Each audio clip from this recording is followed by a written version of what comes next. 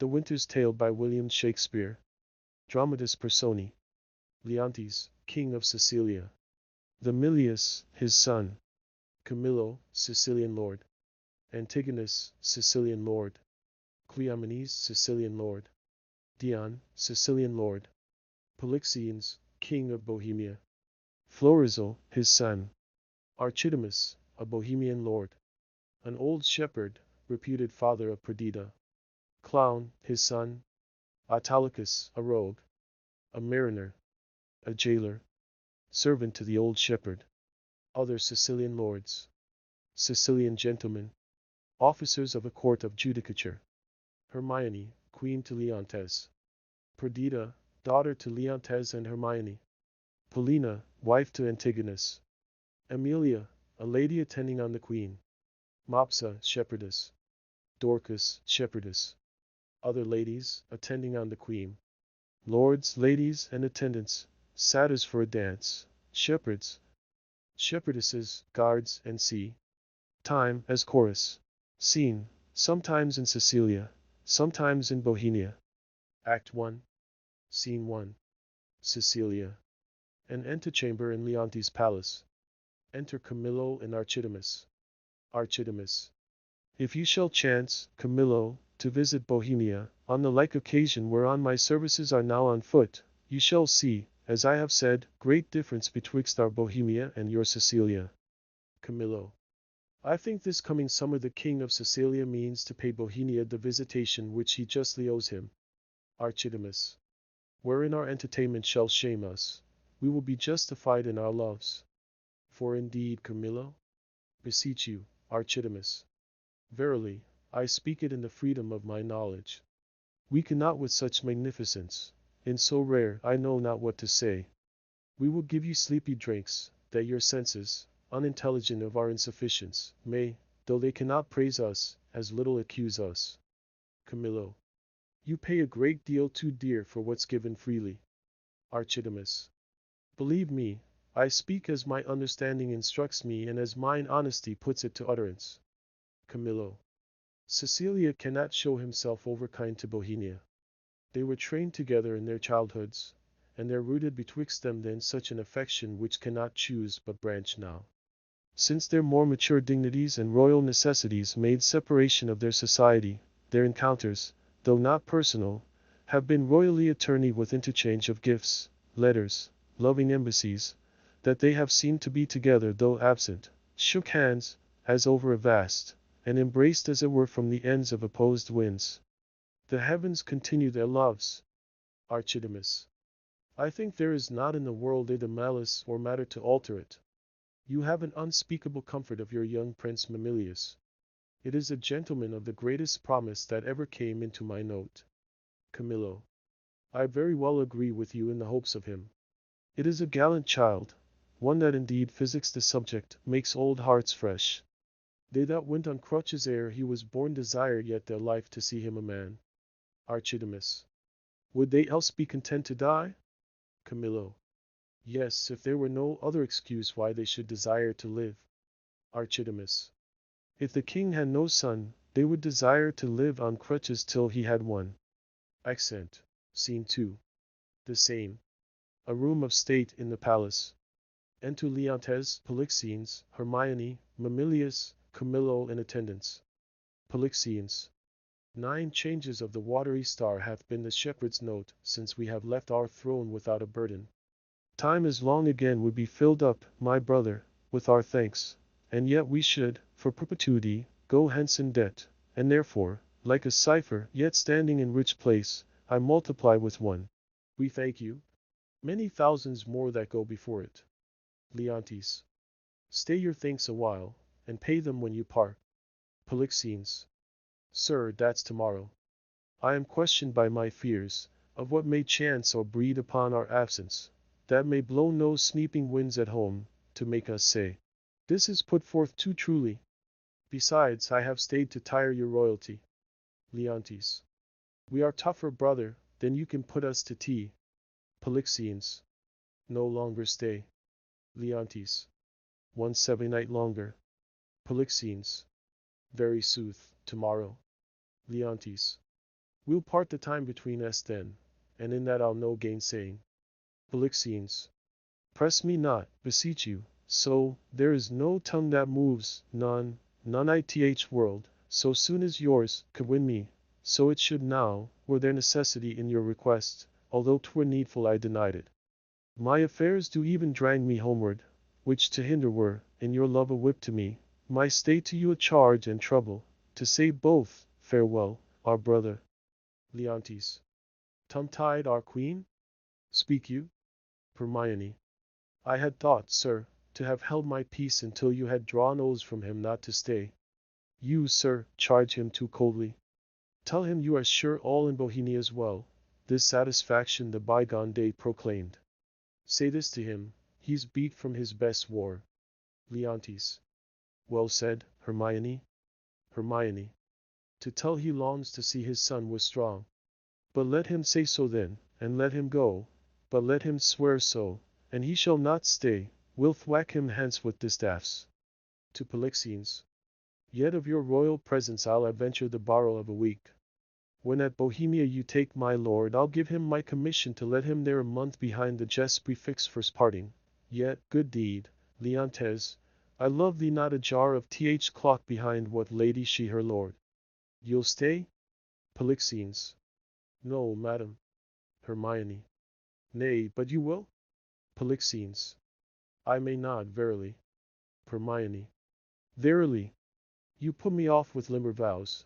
But I, though you would seek to unsphere the stars with oaths, should yet say, Sir, no going.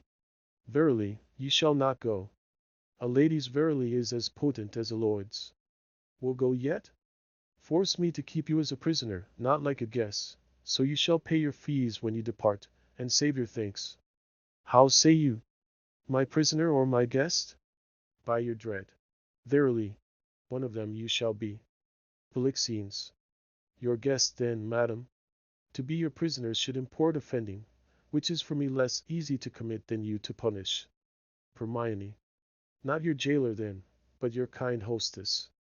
Come, I'll question you of my lord's tricks and yours when you were boys. You were pretty lordings then. Polixenes. We were, fair queen, two lads that thought there was no more behind but such a day tomorrow as today, and to be boy eternal. Hermione. Was not my lord the very wag o' too? Polixenes. We were as twin lambs that did frisk son and bleat the one at other. What we changed was innocence for innocence. We knew not the doctrine of ill-doing, nor dreamed that any did. Had we pursued that life, and our weak spirits ne'er been higher reared with stronger blood, we should have answered heaven boldly. Not guilty. The imposition cleared hereditary ours. Hermione. By this we gather you have trip sense. Polixenes. O my most sacred lady, temptations have since then been born to us. For in those unfledged days was my wife a girl. Your precious self had then not crossed the eyes of my young playfellow. Hermione. Grace to boot. Of this make no conclusion, lest you say your queen and I are devils. Yet go on. Offenses we have made you do we'll answer, if you first sinned with us, and not with us you did continue fault, and that you slipped not with any but with us. Leontes. Is he one year? Hermione. He'll stay, my lord. Leontes. At my request he would not. Hermione, my dearest, thou never spokest to better purpose. Hermione. Never? Leontes. Never but once. Hermione. What? Have I twice said well? One was before. I prithee tell me. Cram us with praise, and make us as fat as tame things. One good deed dying tumbless slaughters 1,000 waiting upon that. Our praises are our wages. You may ride us with one soft kiss 1,000 furlongs ere with spur we heat an acre. But to goal, my last good deed was to entreat his stay. What was my first? It has an elder sister, or I mistake you. Oh, would her name were Grace. But once before I spoke to the purpose. When? Nay, let me have't, I long. Leontes. Why, that was when 3 crabbed months had soured themselves to death, ere I could make thee open thy white hand and clap thyself my love. Then didst thou utter, I am yours forever. Hermione. 'Tis Grace indeed. Why, lo you now, I have spoke to th purpose twice. The one for ever earned a royal husband, th other for some while a friend. Giving her hand to Polixenes. Leontes. Aside. Too hot, too hot. To mingle friendship far as mingling bloods. I have underscore tremor cordis underscore on me. My heart dances, but not for joy, not joy. This entertainment may a free face put on, derive a liberty from hardiness, from bounty, fertile bosom, and well become the agent. T may, I grant, but to be pabbling palms and pinching fingers, as now they are, and making practice smiles as in a looking glass, and then to sigh, as toward the mort oth dear. Oh, that is entertainment my bosom likes not, nor my brows. Mamilius, art thou my boy? Mamilius. Ay, my good lord. Leontes. I fex.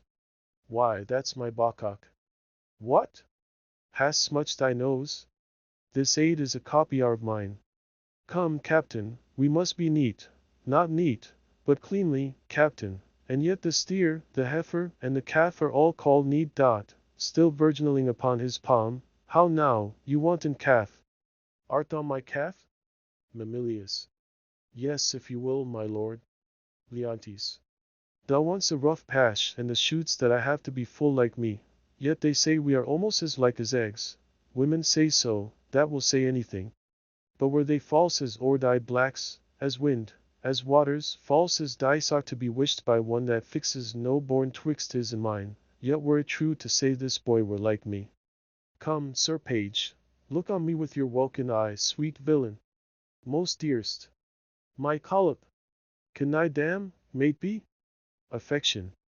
Thy intention stabs the center. Thou dost make possible things not so held, communicats with dreams. How can this be? With what's unreal thou coactive art, and fellows nothing, then 'tis very credent thou mayst cojoin with something, and thou dost, and that beyond commission, and I find it, and that to the infection of my brains and hardening of my brows. Polixenes. What means Cecilia? Hermione. He something seems unsettled. Polixenes. How, my lord? What cheer? How is't with you, best brother? Hermione. You look as if you held a brow of much distraction. Are you moved, my lord? Leontes. No, in good earnest. How sometimes nature will betray its folly, its tenderness, and make itself a pastime to harder bosoms. Looking on the lines of my boy's face, methoughts I did recoil 23 years, and saw myself unbreeched, in my green velvet coat, my dagger muzzled lest it should bite its master, and so prove, as ornaments oft do, too dangerous. How like, methought, I then was to this colonel, this squash, this gentleman. Mine honest friend, will you take eggs for money? Mamilius. No, my lord, I'll fight. Leontes. You will? Why, happy man be'est thou. My brother, are you so fond of your young prince as we do seem to be of ours? Polixenes. If at home, sir, he's all my exercise, my mirth, my matter, now my sworn friend, and then mine enemy, my parasite, my soldier, statesman, all.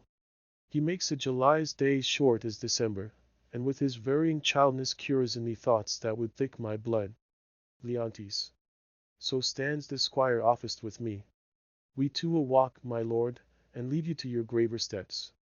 Hermione, how thou lov'st us show in our brother's welcome. Let what is dear in Sicily be cheap. Next to thyself and my young rover, he's a parent to my heart. Hermione.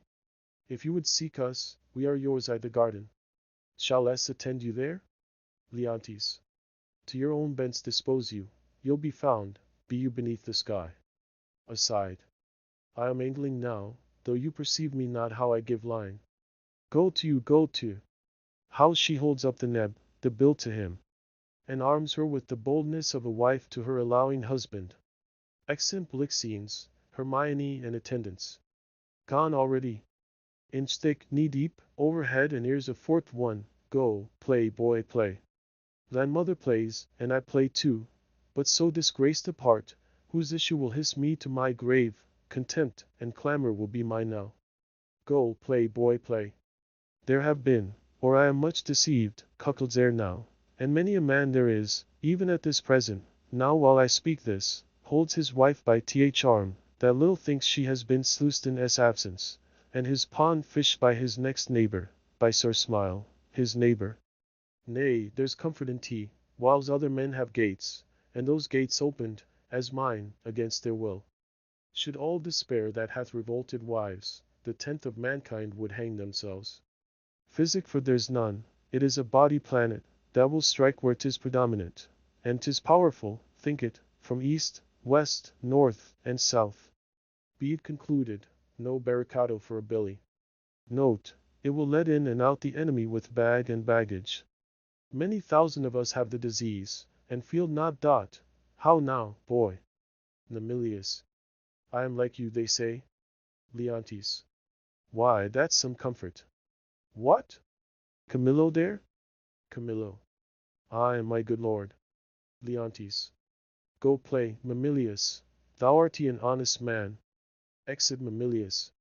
Camillo, this great sir will yet stay longer. Camillo. You had much ado to make his anchor hold.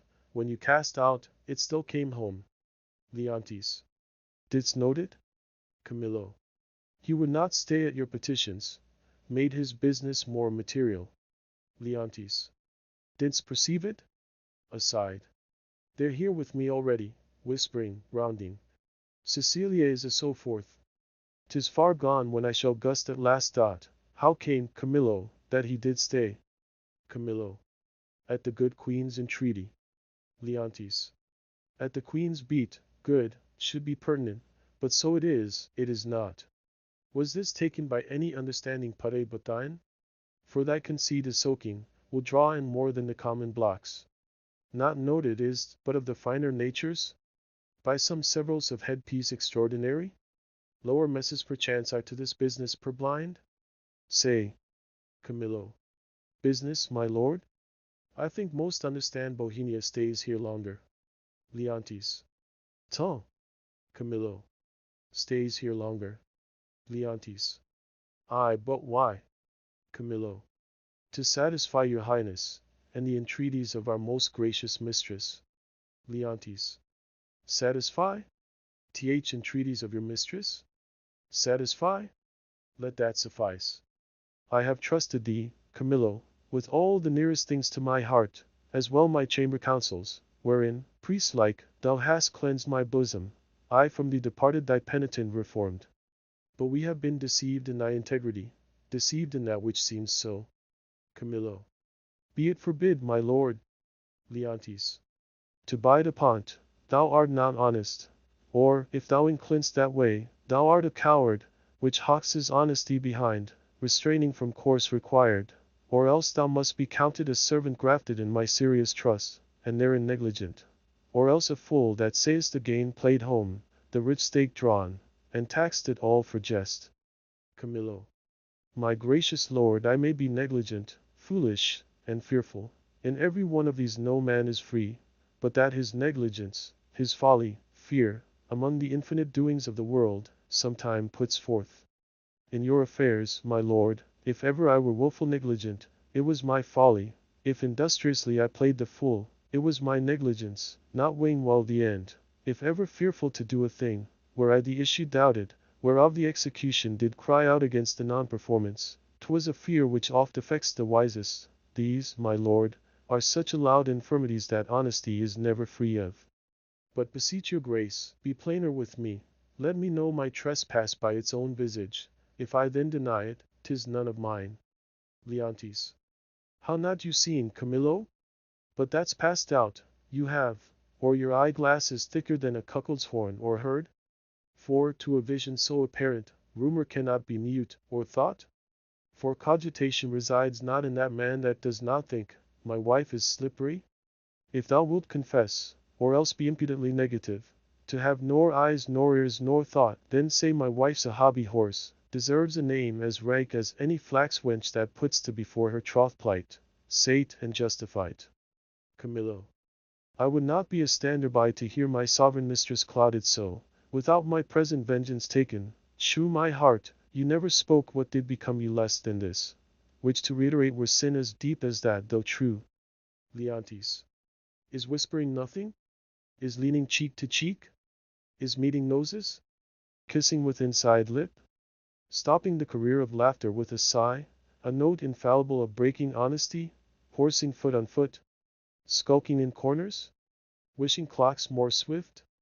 Hours, minutes? Noon, midnight?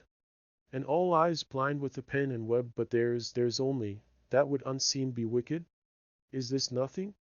Why, then the world and all that sent is nothing, the covering sky is nothing, Bohemia nothing, my wife is nothing, nor nothing have these nothings, if this be nothing.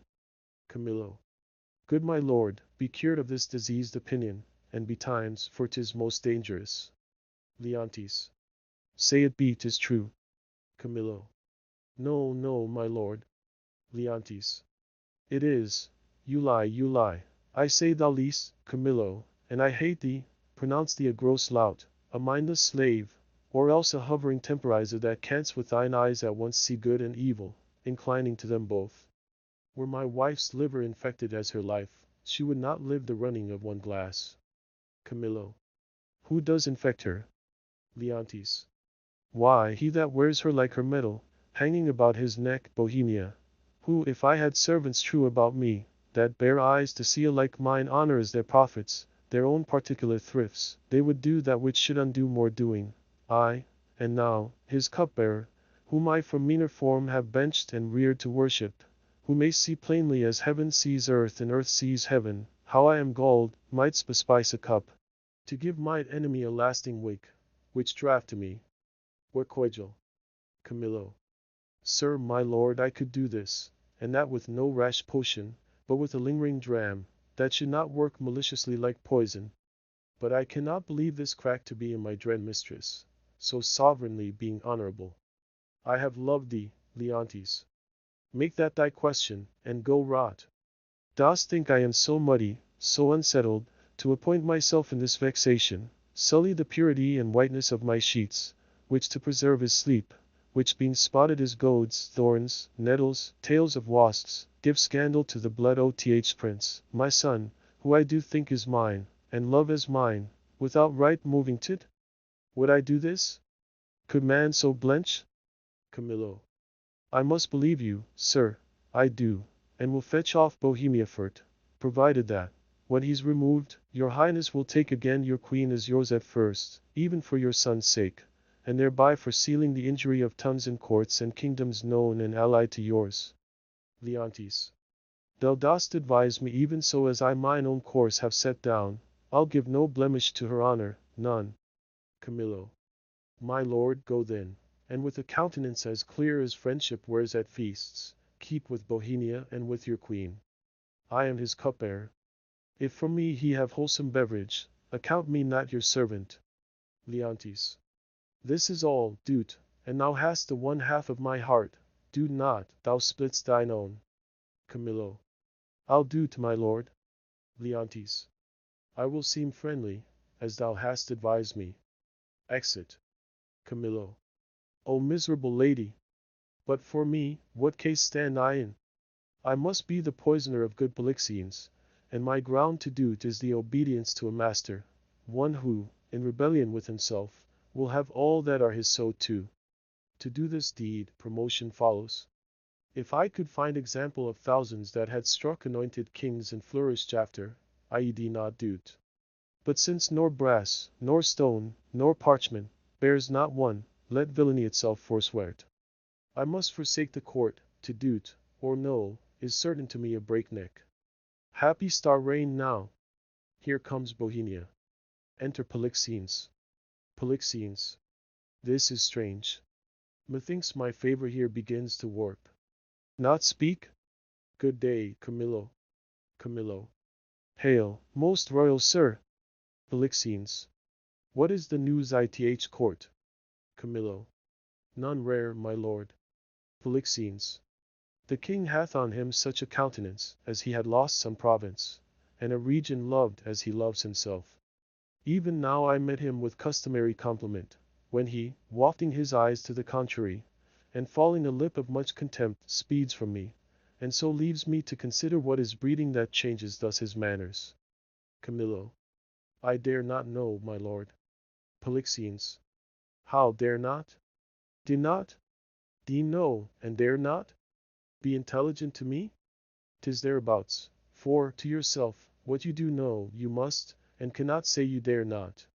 Good Camillo, your changed complexions are to me a mirror which shows me mine changed too. For I must be a party in this alteration, finding myself thus altered with. Camillo.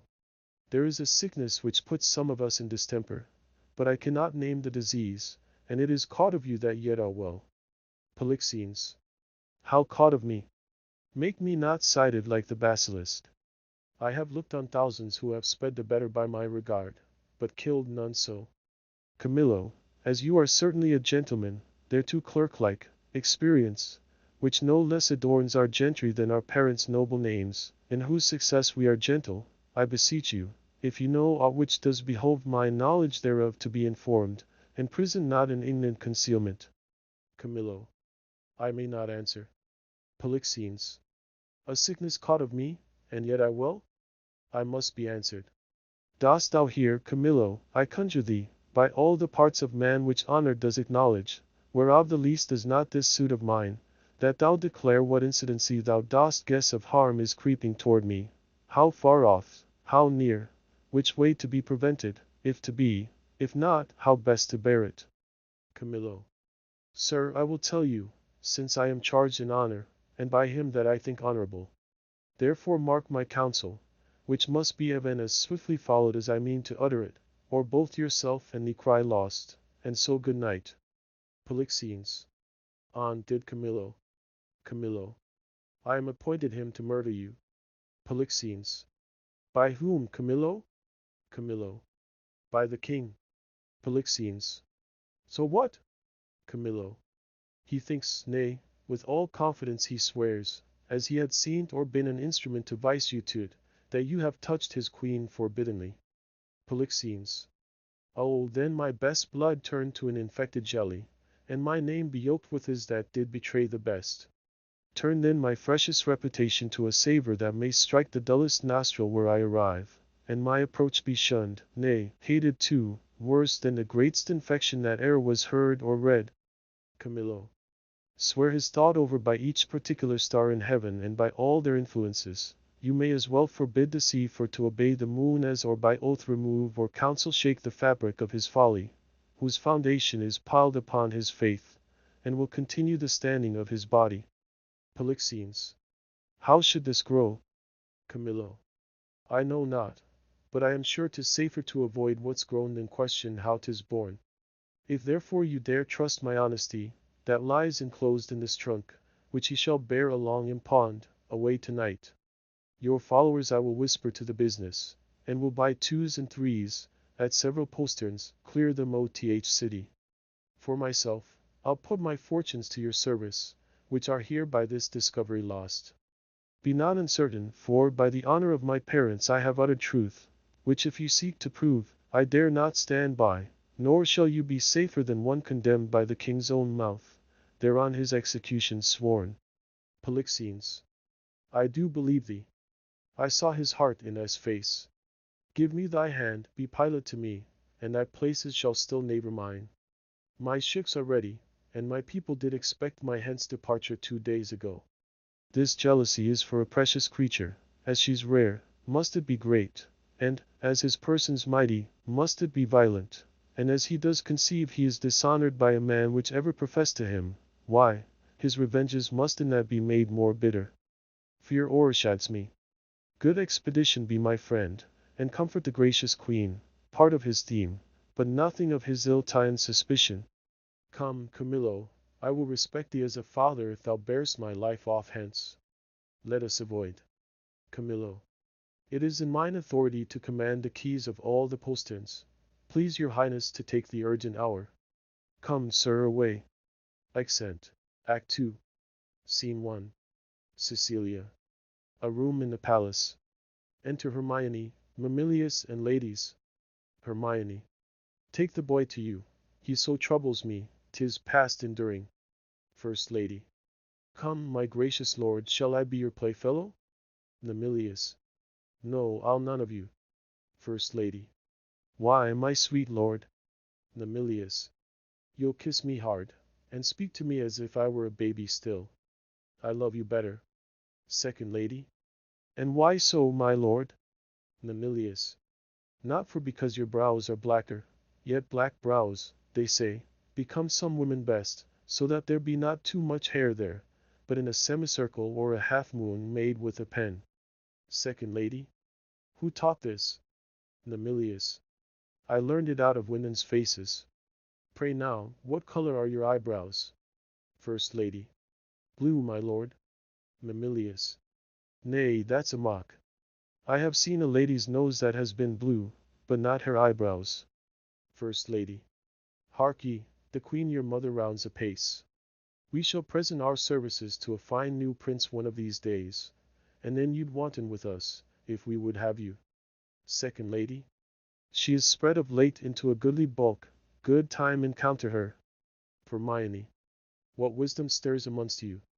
Come, sir, now I am for you again. Pray you sit by us, and tell us a tale. Namilius. Merry or sad shalt be? Hermione. As merry as you will. Namilius. A sad tale's best for winter. I have one of sprites and goblins. Hermione. Let's have that, good sir.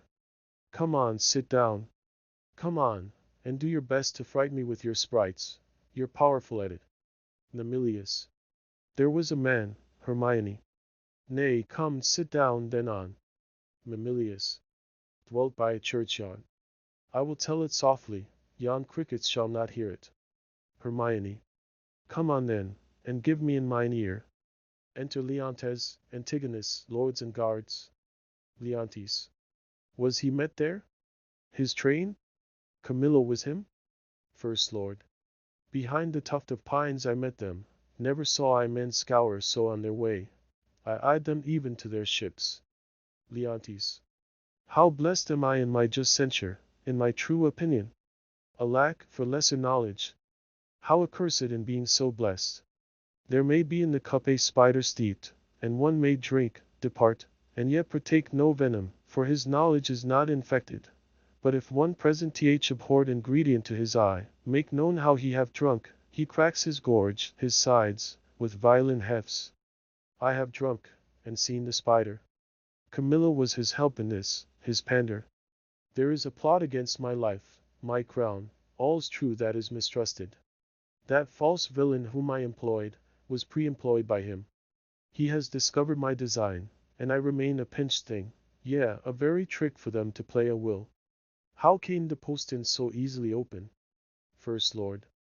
By his great authority, which often hath no less prevailed than so on your command. Leontes. I know too well. Give me the boy. I am glad you did not nurse him. Though he does bear some signs of me, yet you have too much blood in him. Hermione. What is this? Sport? Leontes. Bear the boy hence, he shall not come about her, away with him, and let her sport herself with that she's big with. For 'tis Polixenes has made thee swell thus. Axid Mamilius was some of the guides. Hermione. But Ied say he had not, and I'll be sworn you would believe my saying, how are you learned th Nayward? Leontes. You, my lords, look on her, mark her well. Be but about to say, she is a goodly lady, and the justice of your hearts will thereto add. 'Tis pity she's not honest, honorable. Praise her but for this her without door form, which on my faith deserves high speech, and straight the shrug, the hum or ha, these petty brands that calumny doth use. Oh, I am out, that mercy does, for calumny will sear virtue itself. These shrugs, these hums, and ha's, when you have said, she's goodly. Come between, ere you can say, she's honest. But be it known, from him that has most cause to grieve it should be, she's an adulteress. Hermione. Should a villain say so, the most replenished villain in the world, he were as much more villain, you, my lord, do but mistake. Leontes. You have mistook, my lady, Polixenes for Leontes. O thou thing, which I'll not call a creature of thy place, lest barbarism, making me the precedent, should a like language used to all degrees, and mannerly distinguishment leave out betwixt the prince and beggar. I have said she's an adulteress. I have said with whom, more, she's a traitor, and Camillo is a federary with her, and one that knows what she should shame to know herself, but with her most foul principle, that she's a bed-swerver, even as bad as those that vulgars give bullets titles. Aye, and privy to this their late escape. Hermione. No, by my life, privy to none of this. How will this grieve you, when you shall come to clearer knowledge, that you thus have published me? Gentle my lord, you scarce can write me truly then, to say you did mistake. Leontes. Now, if I mistake in those foundations which I build upon, the center is not big enough to bear a schoolboy's top. Away with her to prison! He who shall speak for her is afar off guilty but that he speaks. Hermione. There's some ill planet reigns. I must be patient till the heavens look with an aspect more favorable. Good my lords, I am not prone to weeping, as our sex commonly are, the want of which vain dew perchance shall dry your pities. But I have that honorable grief lodged here which burns worse than tears drown. Beseech you all, my lords, with thoughts so qualified as your charities shall best instruct you, measure me, and so the king's will be performed. Leontes. Shall I be heard? Hermione. Who is that goes with me? Beseech your highness my women may be with me, for you see my plight requires it. Do not weep, good fools, there is no cause. When you shall know your mistress has deserved prison, then abound in tears as I come out. This action I now go on is for my better grace. Adieu, my lord, I never wished to see you sorry, now I trust one shall. My women come, you have leave. Leontes. Go, do our bidding. Hence. Excellent queen and ladies with guards. First Lord. Beseech your highness, call the queen again. Antigonus. Be certain what you do, sir, lest your justice prove violence, in the which 3 great ones suffered yourself, your queen, your son. First Lord. For her, my lord, I dare my life lay down, and will do, sir, please you to accept it, that the queen is spotless ith eyes of heaven, and to you, I mean in this which you accuse her. Antigonus. If it proves she's otherwise, I'll keep my stables where I lodge my wife, I'll go in couples with her, then when I feel and see her no further trust her. For every inch of woman in the world, aye, every dram of woman's flesh, is false, as she be. Leontes. Hold your peaces. First Lord. Good my lord Antigonus. It is for you we speak, not for ourselves. You are abused, and by some putter on that will be damned for't. Would I knew the villain, I would land damn him. Be she honor flawed, I have 3 daughters. The eldest is 11, the second and the third 9 and some 5. If this prove true, they'll pay for't. By mine honor, I'll gild them all. 14 they shall not see, to bring false generations. They are co-heirs, and I had rather glib myself than they should not produce fair issue. Leontes. Cease, no more. You smell this business with a sense as cold as is a dead man's nose, but I do see't and feel't, as you feel doing this, and see with all the instruments that feel. Antigonus. If it be so, we need no grave to bury honesty. There's not a grain of it the face to sweeten of the whole dungy earth. Leontes. What? Lack I credit? First Lord. I had rather you did lack than I, my lord, upon this ground, and more it would content me to have her honor true than your suspicion, be blamed for how you might. Leontes. Why, what need we commune with you of this, but rather follow our forceful instigation? Our prerogative calls not your counsels, but our natural goodness imparts this, which, if you, or stupefied or seeming so in skill, cannot or will not relish a truth, like us, inform yourselves we need no more of your advice, the matter, the loss, the gain, the ordering on't, is all properly ours. Antigonus. And I wish, my liege, you had only in your silent judgment tried it, without more overture. Leontes. How could that be?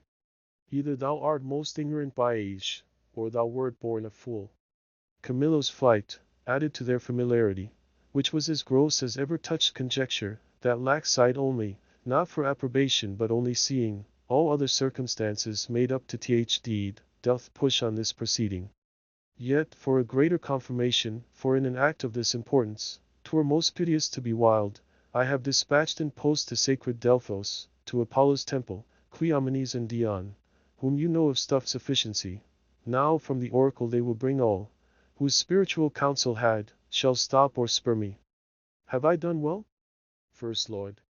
Well done, my lord. Leontes. Though I am satisfied, and need no more than what I know, yet shall the oracle give rest to the minds of others, such as he whose ignorant credulity will not come up to truth. So have we thought it good from our free person she should be confined, lest that the treachery of the two fled hence be left her to perform. Come, follow us. We are to speak in public, for this business will raise us all. Antigonus. Aside. To laughter, as I take it, if the good truth were known. Accent. Scene 2. The same. The outer room of a prison. Enter Paulina, a gentleman and attendants. Paulina. The keeper of the prison, called to him. Let him have knowledge who I am. Exit the gentleman. Good lady. No court in Europe is too good for thee. What dost thou then in prison? Enter gentleman with the jailer. Now, good sir, you know me, do you not? Jailer. For a worthy lady and one whom much I honor. Paulina. Pray you then, conduct me to the queen. Jailer. I may not, madam. To the contrary I have express commandment. Paulina. Here's ado, to lock up honesty and honor from access of gentle visitors. Is lawful, pray you, to see her women? Any of them? Emilia? Jailer. So please you, madam, to put apart these your attendants, I shall bring Emilia forth. Paulina. I pray now call her. Withdraw yourselves. Exeunt gentlemen and attendants. Jailer. And madam, I must be present at your conference. Paulina. Well, be it so, prithee. Exit jailer. Here's such ado to make no stain as passes coloring. Re-enter jailer with Emilia. Dear gentlewoman, how fares our gracious lady? Emilia. As well as one so great and so forlorn may hold together, on her frights and griefs, which never tender lady hath borne greater, she is, something before her time, delivered. Paulina. A boy? Emilia. A daughter, and a goodly babe, lusty, and like to live. The queen receives much comfort in tea, says, my poor prisoner, I am as innocent as you. Paulina. I dare be sworn. These dangerous unsafe loons king, besure them. He must be told on't, and he shall, the office becomes a woman best. I'll take't upon me. If I prove honey-mouthed, let my tongue blister, and never to my red-looked anger be the trumpet any more. Pray you, Emilia, commend my best obedience to the queen. If she dares trust me with her little babe, I'll show't the king, and undertake to be her advocate to loudest. We do not know how he may soften at the sight o' child, the silence often of pure innocence persuades, when speaking fails. Emilia. Most worthy madam, your honor and your goodness is so evident, that your free undertaking cannot miss a thriving issue. There is no lady living so meet for this great errand. Please your ladyship to visit the next room. I'll presently acquaint the queen of your most noble offer, who but today hammered of this design, but durst not tempt a minister of honor, lest she should be denied. Paulina. Tell her, Emilia, I'll use that tongue I have, if wit flow from Tia's boldness from my bosom, let not be doubted I shall do good. Emilia. Now be you blessed for it. I'll to the queen, please you come something nearer. Jailer.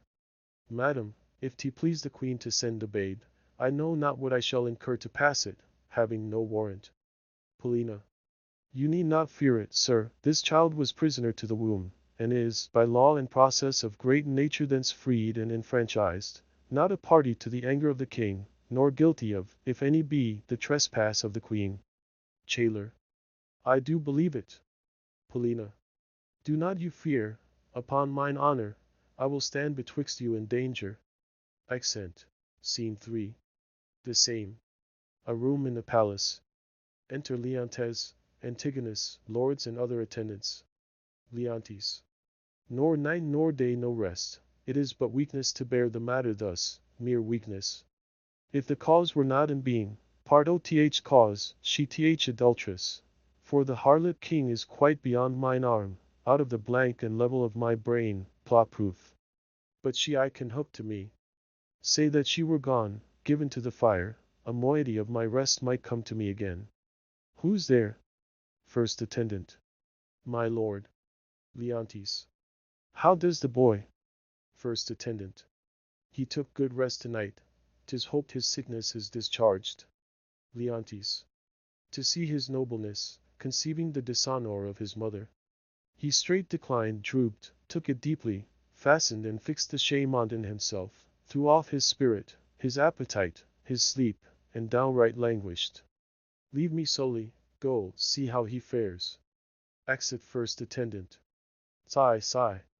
No thought of him. The very thought of my revenges that way recoil upon me, in himself too mighty, and in his parties, his alliance. Let him be, until a time may serve. For present vengeance, take it on her.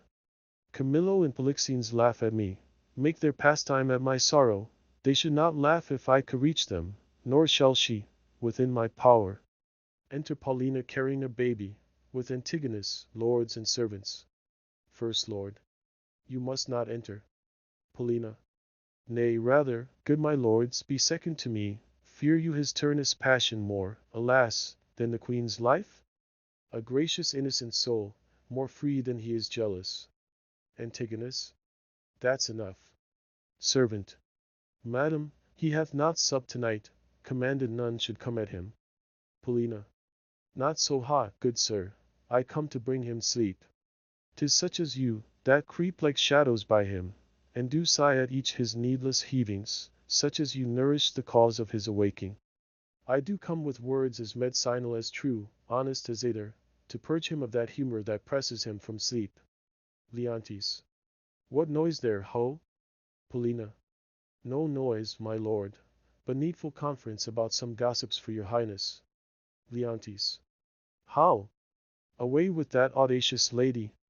Antigonus. I charge thee that she should not come about me. I knew she would. Antigonus. I told her so, my lord, on your displeasure's peril and on mine, she should not visit you. Leontes. What, canst not rule her? Paulina. From all dishonesty he can. In this, unless he take the course that you have done, commit me for committing honor, trust it, he shall not rule me. Antigonus. Lie you now, you hear? When she will take the rein I let her run, but she'll not stumble. Paulina.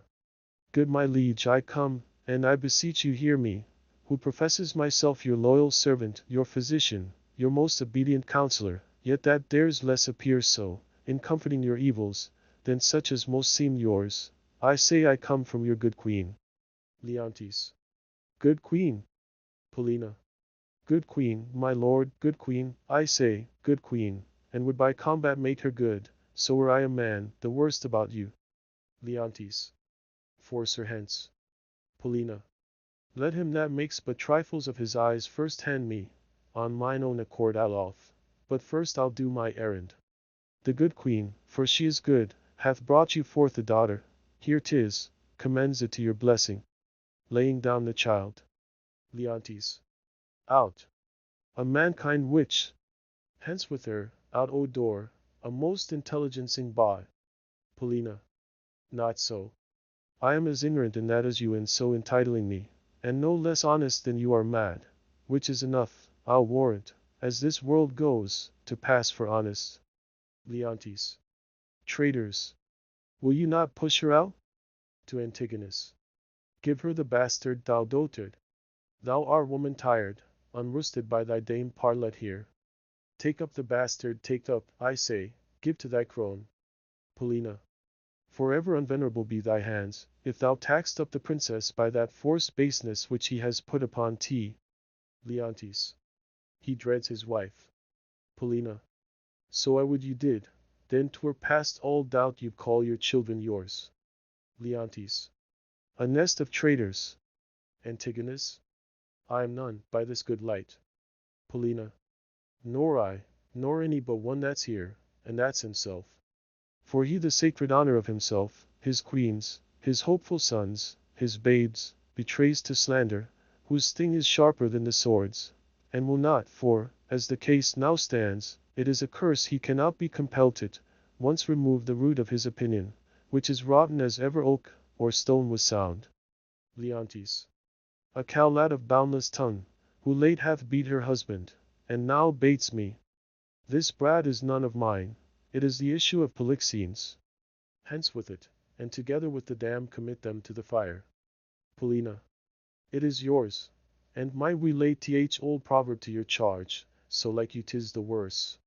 Behold, my lords, although the print be little, the whole matter and copy of the father, eye, nose, lip, the trick of his frown, his forehead, nay, the valley, the pretty dimples of his chin and cheek, his smiles, the very mould and frame of hand, nail, finger, and now, good goddess Nature, which hast made it so like to him that got it, if thou hast the ordering of the mind too, munst all colours know yellow and tea, lest she suspect, as he does, her children not her husband's. Leontes. A gross hag. And Losel, thou art worthy to be hanged that will not stay her tongue. Antigonus. Hang all the husbands that cannot do that feat, you'll leave yourself hardly one subject. Leontes. Once more, take her hence. Paulina. A most unworthy and unnatural lord can do no more. Leontes. I'll have thee burnt. Paulina. I care not. It is an heretic that makes the fire, not she which burns in tea. I'll not call you tyrant, but this most cruel usage of your queen, not able to produce more accusation than your own weak-hinged fancy, something savours of tyranny, and will ignoble make you, yea, scandalous to the world. Leontes. On your allegiance, out of the chamber with her. Were I a tyrant, where were her life? She durst not call me so, if she did know me one. Away was her. Paulina. I pray you, do not push me, I'll be gone. Look to your babe, my lord, 'tis yours, Jove send her a better guiding spirit. What needs these hands? You that are thus so tender over his follies, will never do him good, not one of you. So well, we are gone. Exit. Leontes. Thou traitor, hast set on thy wife to this. My child? Away with't. Even now, that hast a heart so tender over it, take it hence, and see it instantly consumed with fire, even now, and none but thou. Take it up straight, within this hour bring me word 'tis done, and by good testimony, or I'll seize thy life, with that thou else call'st thine. If thou refuse and wilt encounter with my wrath, say so, the bastard brains with these my proper hands shall I dash out. Go, take it to the fire, for thou set'st on thy wife. Antigonus.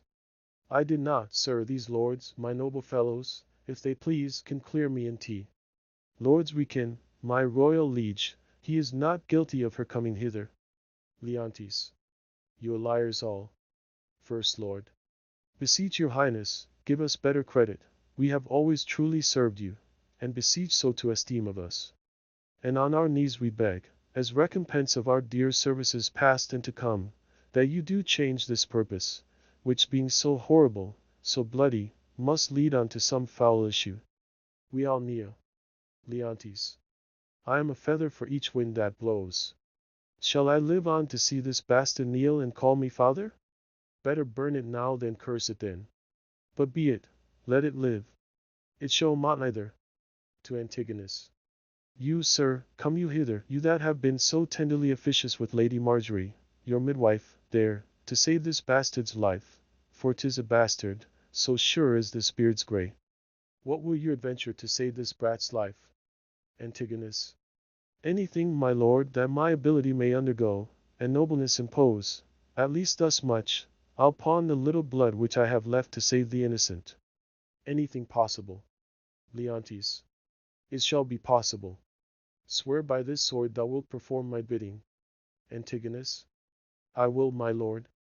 Leontes. Mark, and perform it, sayest thou? For the fail of any point and shall not only be death to thyself, but to thy lewd-tongued wife, whom for this time we pardon.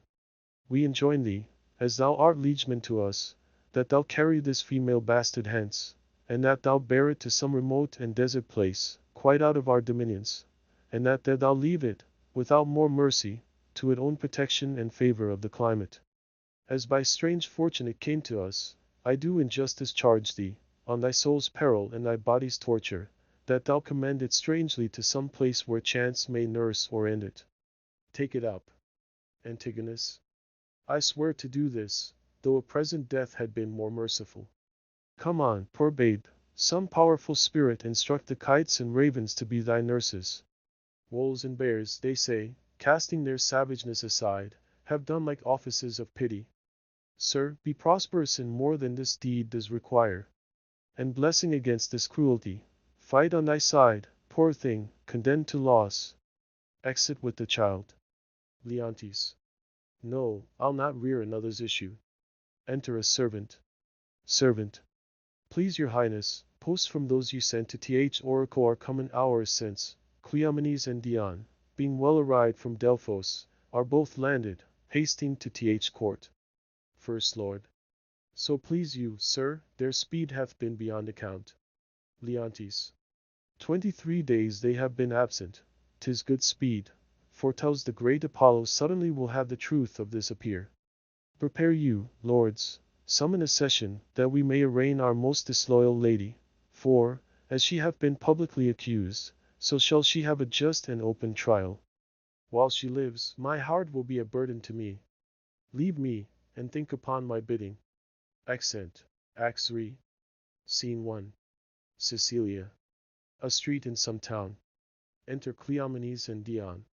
Cleomenes declineth delicate, the air most sweet, fertile the isle, the temple much surpassing the common praise it bears. Dion. I shall report, for most it caught me, the celestial habits, methinks I so should term them, and the reverence of the grave wearers. Oh, the sacrifice! How ceremonious, solemn, and unearthly, it was ith offering. Cleomenes, but of all, the burst, and the ear-deafening voice o th oracle, kin to Jove's thunder, so surprised my sense that I was nothing. Dion. If the event o th journey prove as successful to the queen, oh, be it so, as it hath been to us rare, pleasant, speedy, the time is worth the use on't. Cleomenes great Apollo turn all to th best.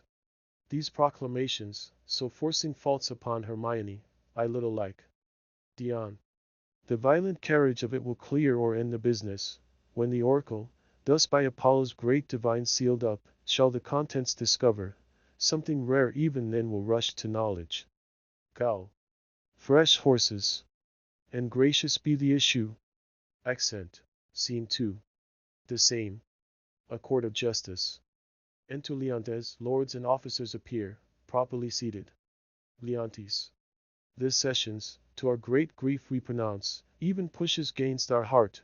The party tried the daughter of a king, our wife, and one of us too much beloved. Let us be cleared of being tyrannous, since we so openly proceed in justice, which shall have due course, even to the guilt, or the purgation. Produce the prisoner. Officer. It is his highness' pleasure that the queen appear in person here in court. Silence. Hermione is brought and guarded. Paulina and ladies attending. Leontes. Read the indictment. Officer. Reads.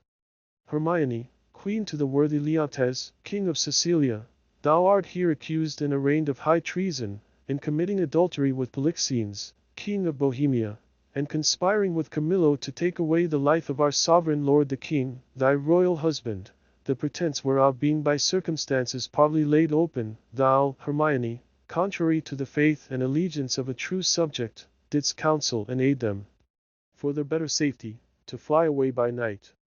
Hermione.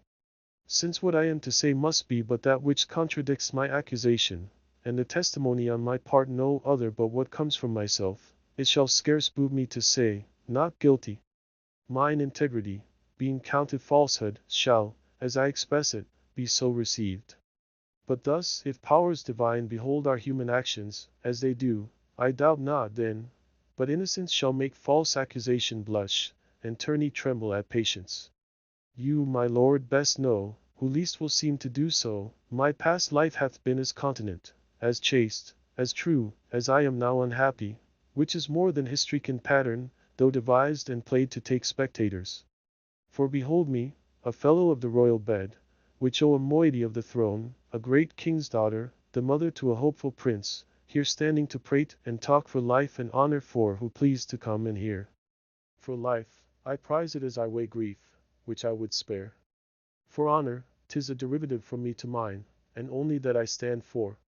I appeal to your own conscience, sir, before Polixenes came to your court, how I was in your grace, how merited to be so, since he came, with what encounter so uncurrent I have strained to appear thus, if one jot beyond the bound of honor, or in act or will that way inclining, hardened be the hearts of all that hear me, and my nearest of kin cry fie upon my grave.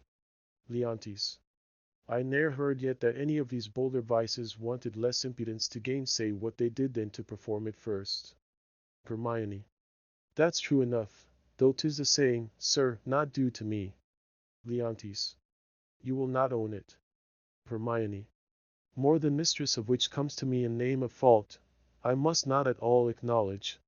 For Polixenes, with whom I am accused, I do confess I loved him as in honor he required, with such a kind of love as might become a lady like me, with a love even such, so in no other, as yourself commanded, which not to have done, I think had been in me both disobedience and ingratitude to you and toward your friend, whose love had spoke, ever since it could speak, from an infant, freely, that it was yours. Now, for conspiracy, I know not how it tastes, though it be dished for me to try how. All I know of it is that Camillo was an honest man, and why he left your court, the gods themselves, wotting no more than I, are ignorant. Leontes. You knew of his departure, as you know what you have undertaken to do in his absence. Hermione. Sir, you speak a language that I understand not. My life stands in the level of your dreams, which I'll lay down. Leontes. Your actions are my dreams. You had a bastard by Polixenes, and I but dreamed it. As you were past all shame, those of your fact are so past all truth, which to deny concerns more than avails. For as thy brat hath been cast out, like to itself, no father owning it, which is, indeed, more criminal in thee than it, so thou shalt feel our justice, in whose easiest passage look for no less than death. Hermione. Sir, spare your threats. The bug which you would fright me with, I seek. To me can life be no commodity. The crown and comfort of my life, your favor, I do give loss, for I do feel it gone, but know not how it went. My second joy, and first fruits of my body, from his presence I am barred, like one infectious.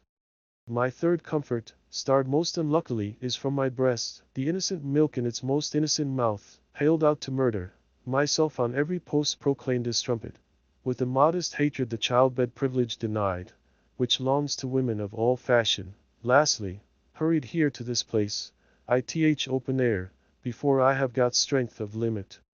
Now, my liege, tell me what blessings I have here live, that I should fear to die. Therefore proceed. But yet hear this, mistake me not, no life, I prize it not a straw, but for mine honor, which I would free, if I shall be condemned upon surmises, all proofs sleeping else but what your jealousies awake, I tell you 'tis rigor, and not law. Your honor is all, I do refer me to the oracle, Apollo be my judge. First Lord. This your request is altogether just, therefore bring forth, and in Apollo's name, his oracle, extant certain officers. Hermione. The Emperor of Russia was my father. Oh, that he were alive, and here beholding his daughter's trial. That he did but see the flatness of my misery, yet with eyes of pity, not revenge. Enter officers with Cleomenes and Dion. Officer. You here shall swear upon this sword of justice, that you, Cleomenes and Dion, have been both at Delphos, and from thence have brought this sealed-up oracle, by the hand delivered of great Apollo's priest, and that since then you have not dared to break the holy seal, nor read the secret sent. Cleomenes, Dion? All this we swear. Leontes. Break up the seals and read. Officer. Reads. Hermione is chaste, Polixenes blameless, Camillo a true subject, Leontes a jealous tyrant, his innocent babe truly begotten, and the king shall live without an heir, if that which is lost be not found. Lords, now blessed be the great Apollo. Hermione. Praised. Leontes. Hast thou read truth? Officer. Aye, my lord, even so as it is here set down. Leontes. There is no truth at all ith oracle, the sessions shall proceed, this is mere falsehood. Enter a servant hastily. Servant. My lord the king, the king! Leontes. What is the business? Servant. Oh, sir, I shall be hated to report it. The prince your son, with mere conceit and fear of the queen's speed, is gone. Leontes. How? Gone? Servant. Is dead. Leontes. Apollo's angry, and the heavens themselves do strike at my injustice. Hermione faints. How now there? Paulina. This news is mortal to the queen. Look down and see what death is doing. Leontes. Take her hence. Her heart is but o'ercharged. She will recover. I have too much believed mine own suspicion. Beseech you tenderly apply to her some remedies for life. I sent Paulina and ladies with Hermione. Apollo, pardon my great profaneness gainst thine oracle. I'll reconcile me to Polixenes, new woo my queen, recall the good Camillo, whom I proclaim a man of truth, of mercy, for, being transported by my jealousies to bloody thoughts and to revenge, I chose Camillo for the minister to poison my friend Polixenes, which had been done, but that the good mind of Camillo tardied my swift command, though I with death and with reward did threaten and encourage him, not doing it and being done. He, most humane and filled with honor, to my kingly guest unclasped my practice, quit his fortunes here, which he knew great, and to the certain hazard of all uncertainties himself commended, no richer than his honor. How he glisters thorough my rest! And how his piety does my deeds make the blacker! Enter Paulina. Paulina. Woe the while! Oh, cove my lace, lest my heart, cracking it, break too. First Lord. What fit is this, good lady? Paulina. What steady torments tyrant has for me? What wheels? Racks? Fires? What flaying? Boiling in leads or oils? What old or newer torture must I receive, whose every word deserves to taste of thy most worst? Thy tyranny, together working with thy jealousies, fancies too weak for boys, too green and idle for girls of 9. Oh, think what they have done, and then run mad indeed, stark mad. For all thy bygone fooleries were but spices of it. That thou betrayedst Polixenes, 'twas nothing, that did but show thee, of a fool, inconstant and damnable ingrateful, nor was much thou wouldst have poisoned good Camillo's honor, to have him kill a king, per trespasses, more monstrous standing by, whereof I reckon the casting forth to crows thy baby daughter, to be or none or little, though a devil would have shed water out of fire ere done't. Nor is directly laid to thee the death of the young prince, whose honorable thoughts, high for one so tender, cleft a heart that could conceive a gross and foolish sire blemished his gracious dam. This is not, no, laid to thy answer, but the last, O lords, when I have said, cry woe, the queen, the sweetest, dearest creature's dead, and vengeance for not dropped down yet. First Lord. The higher powers forbid. Paulina. I say she's dead, I'll swear't. If word Norals prevail not, go and see, if you can bring tincture or luster in her lip, her eye, heat outwardly or breath within, I'll serve you as I would do the gods. But, O thou tyrant, do not repent these things, for they are heavier than all thy woes can stir. Therefore betake thee to nothing but despair. 1,000 knees 10,000 years together, naked, fasting, upon a barren mountain, and still winter and storm perpetual, could not move the gods to look that way thou wert. Leontes. Go on, thou canst not speak too much. I have deserved all tongues to talk their bitterest. First Lord. Say no more, how the business goes, you have made fault ith boldness of your speech. Paulina. I am sorry for all faults I make, when I shall come to know them, I do repent. Alas, I have showed too much the rashness of a woman, he is touched to noble heart. What's gone and what's past help, should be past grief. Do not receive affliction at my petition, I beseech you, rather let me be punished, that have minded you of what ye should forget. Now, good my liege, sir, royal sir, forgive a foolish woman, the love I bore your queen, lo, fool again. I'll speak of her no more, nor of your children. I'll not remember you of my own lord, who is lost too. Take your patience to you, and I'll say nothing. Leontes. Thou didst speak but well when most the truth, which I receive much better than to be pitied of thee. Prithee, Bring me to the dead bodies of my queen and son, one grave shall be for both. Upon them shall the causes of their death appear, unto our shame perpetual. Once a day I'll visit the chapel where they lie, and tears shed there shall be my recreation. So long as nature will bear up with this exercise, so long I daily vow to use it. Come, and lead me to these sorrows. Accent. Scene 3. Bohemia. A desert country near the sea. Enter Antigonus with the child and a mariner. Antigonus. Thou art perfect, then, our ship hath touched upon the deserts of Bohemia? Mariner. Ay, my lord, and fear we have landed in ill time. The skies look grimly, and threaten present blusters. In my conscience the heavens with that we have in hand are angry, and frown upon us. Antigonus. Their sacred wills be done. Go, get aboard, look to thy bark, I'll not be long before I call upon thee. Mariner. Make your best haste, and go not too far ith land, 'tis like to be loud weather. Besides, this place is famous for the creatures of prey that keep upon tea. Antigonus. Go thou away, I'll follow instantly. Mariner. I am glad at heart to be so rid o' th business. Exit. Antigonus. Come, poor babe.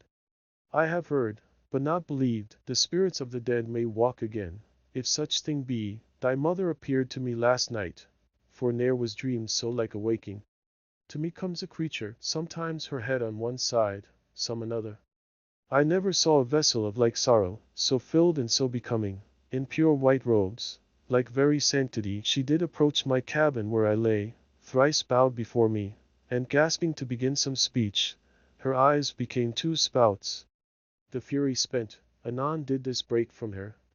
Good Antigonus, since fate, against thy better disposition, hath made thy person for the thrower out of my poor babe, according to thine oath, places remote enough are in Bohemia, there weep, and leave it crying. And for the babe is counted lost for ever, perdita I prithee cult. For this ungentle business, put on thee by my lord, thou ne'er shalt see thy wife Paulina more. And so, with shrieks, she melted into air. Affrighted much, I did in time collect myself and thought this was so, and no slumber. Dreams are toys, yet for this once, yes, superstitiously, I will be squared by this. I do believe Hermione has suffered death, and that Apollo would, this being indeed the issue of King Polixenes, it should here be laid, either for life or death, upon the earth of its right father. Blossom, speed thee well. There lie, and there thy character, there these, laying down the child and a bundle, which may if fortune please, both breed thee, pretty, and still rest thine. The storm begins, poor wretch, that for thy mother's fault art thus exposed to loss and what may follow. Weep I cannot, but my heart bleeds, and most accursed am I to be by oath enjoined to this. Farewell. The day frowns more and more. Thou art too like to have a lullaby too rough. I never saw the heavens so dim by day. A savage clamor. Well may I get aboard. This is the chase. I am gone forever. Exit, pursued by a bear. Enter an old shepherd. Shepherd. I would there were no age between 10 and 23, or that youth would sleep out the rest, for there is nothing in the between but getting wenches with child, wronging the ancientry, stealing, fighting. Hark ye now. Would any but these boiled brains of 19 and 22 hunt this weather? They have scared away 2 of my best sheep, which I fear the wolf will sooner find than the master. If anywhere I have them, 'tis by the seaside, browsing of ivy. Good luck, and tea be thy will. What have we here? Taking up the child. Mercy on us, a bairn. A very pretty bairn. A boy or a child, I wonder? A pretty one, a very pretty one. Sure, some skate. Though I am not bookish, yet I can read waiting gentlewomen in the scape. This has been some stair work, some trunk work, some behind door work. They were warmer that got this than the poor thing is here. I'll take it up for pity, yet I'll tarry till my son come. He hallooed but even now. Yin and Loa. Enter clown. Clown. Hello, Loa. Shepherd. What, art so near? If thou'lt see a thing to talk on when thou art dead and rotten, come hither. What ailst thou, man? Clown. I have seen 2 sights, by sea and by land. But I am not to say it is a sea, for it is now the sky, betwixt the firmament and it. You cannot thrust a bodkin's point. Shepherd. Why, boy, how is it? Clown. I would you did but see how it chafes, how it rages, how it takes up the shore. But that's not to the point. Oh, the most piteous cry of the poor souls. Sometimes to see him, and not to see him. Now this ship boring the moon with her mainmast, and anon swallowed with yeast and froth, as you'd thrust a cork into a hogshead. And then for the land service, to see how the bear tore out his shoulder bone, how he cried to me for help, and said his name was Antigonus, a nobleman. But to make an end of the ship, to see how the sea flapped dragon it. But first, how the poor souls roared, and the sea mocked them, and how the poor gentleman roared, and the bear mocked him, both roaring louder than the sea or weather. Shepherd. Name of mercy, when was this, boy? Clown. Now. I have not winked since I saw these sights.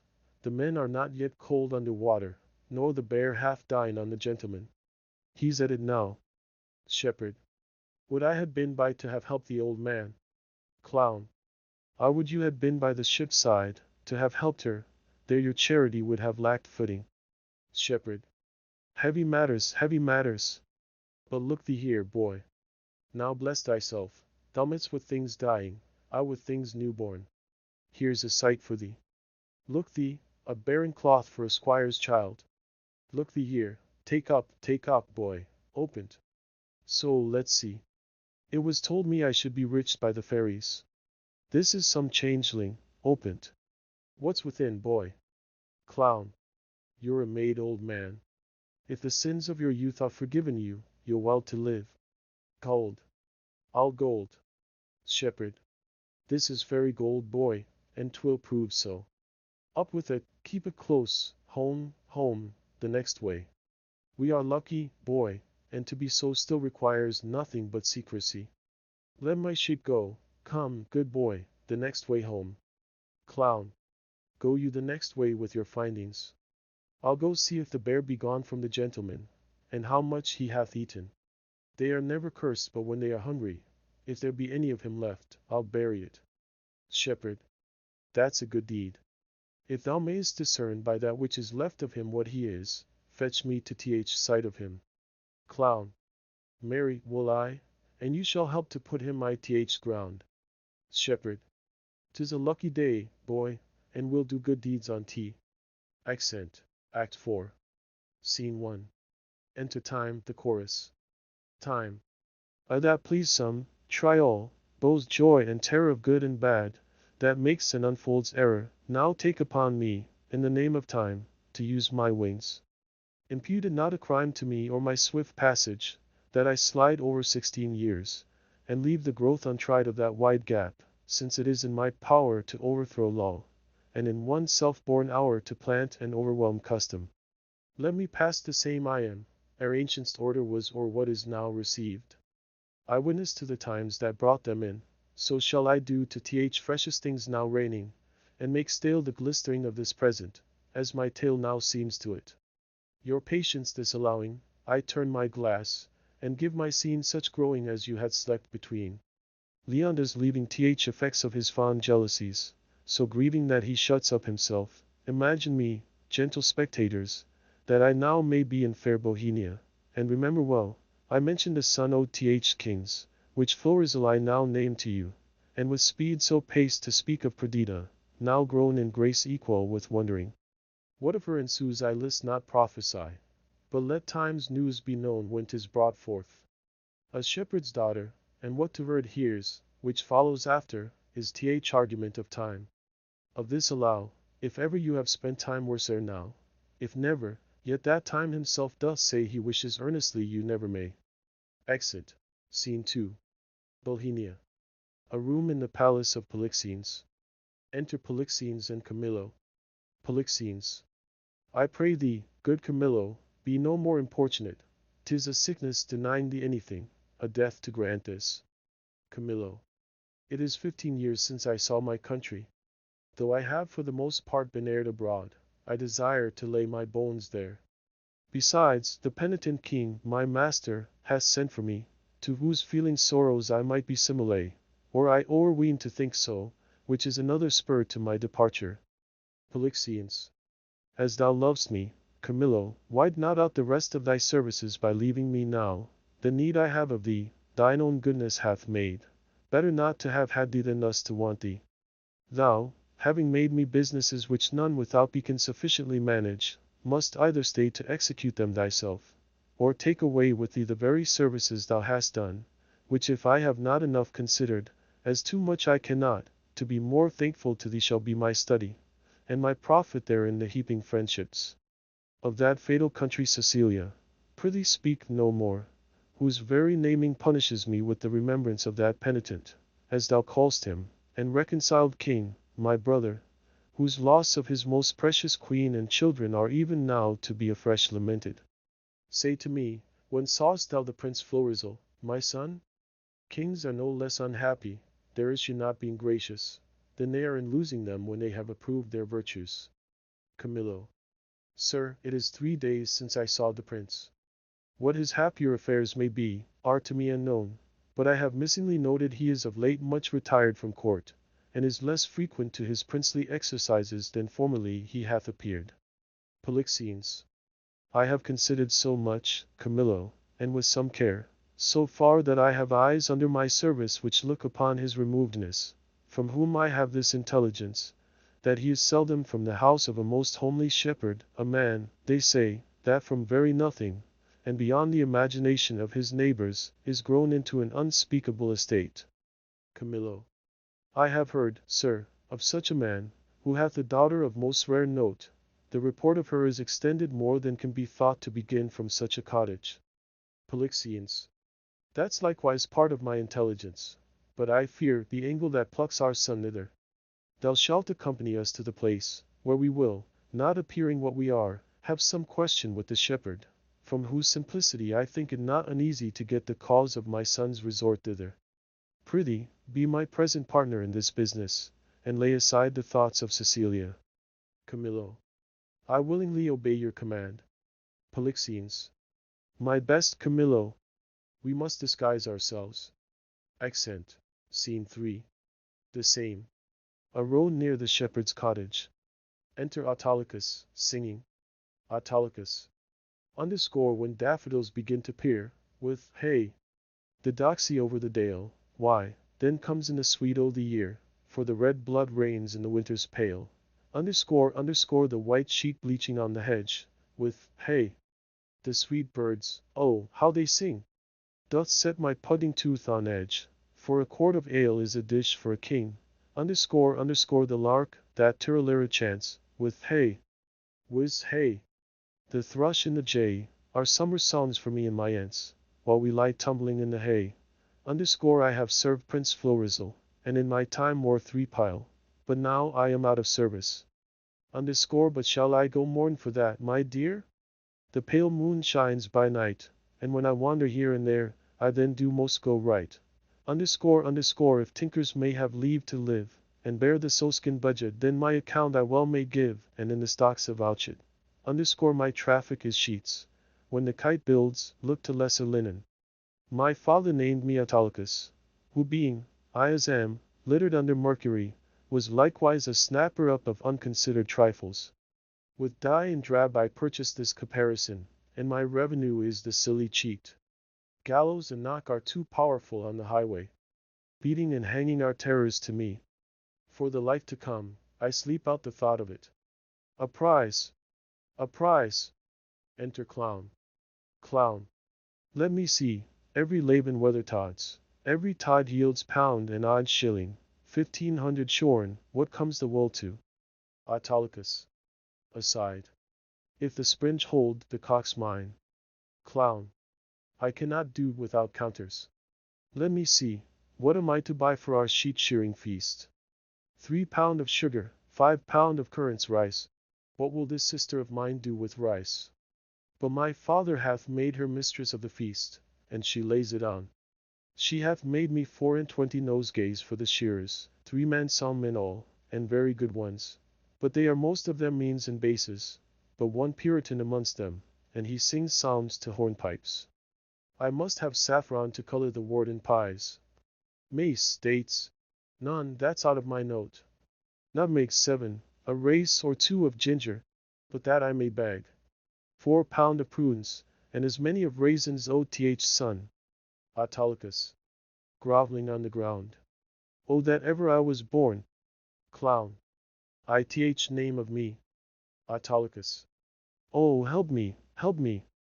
Pluck but off these rags, and then death, death. Clown. Alack, poor soul. Thou hast need of more rags to lay on thee, rather than have these off. Autolycus. O sir, the loathsomeness of them offends me more than the stripes I have received, which are mighty ones in millions. Clown. Alas, poor man. A million of beating may come to a great matter. Autolycus. I am robbed, sir, and beaten, my money and apparel ta'en from me, and these detestable things put upon me. Clown. What, by a horseman or a footman? Autolycus. A footman, sweet sir, a footman. Clown. Indeed, he should be a footman by the garments he has left with thee. If this be a horseman's coat, it has seen very hot service. Lend me thy hand, I'll help thee. Come, lend me thy hand. Helping him up. Autolycus. Oh, good sir, tenderly, oh. Clown. Alas, poor soul. Autolycus. Oh, good sir, softly, good sir. I fear, sir, my shoulder blade is out. Clown.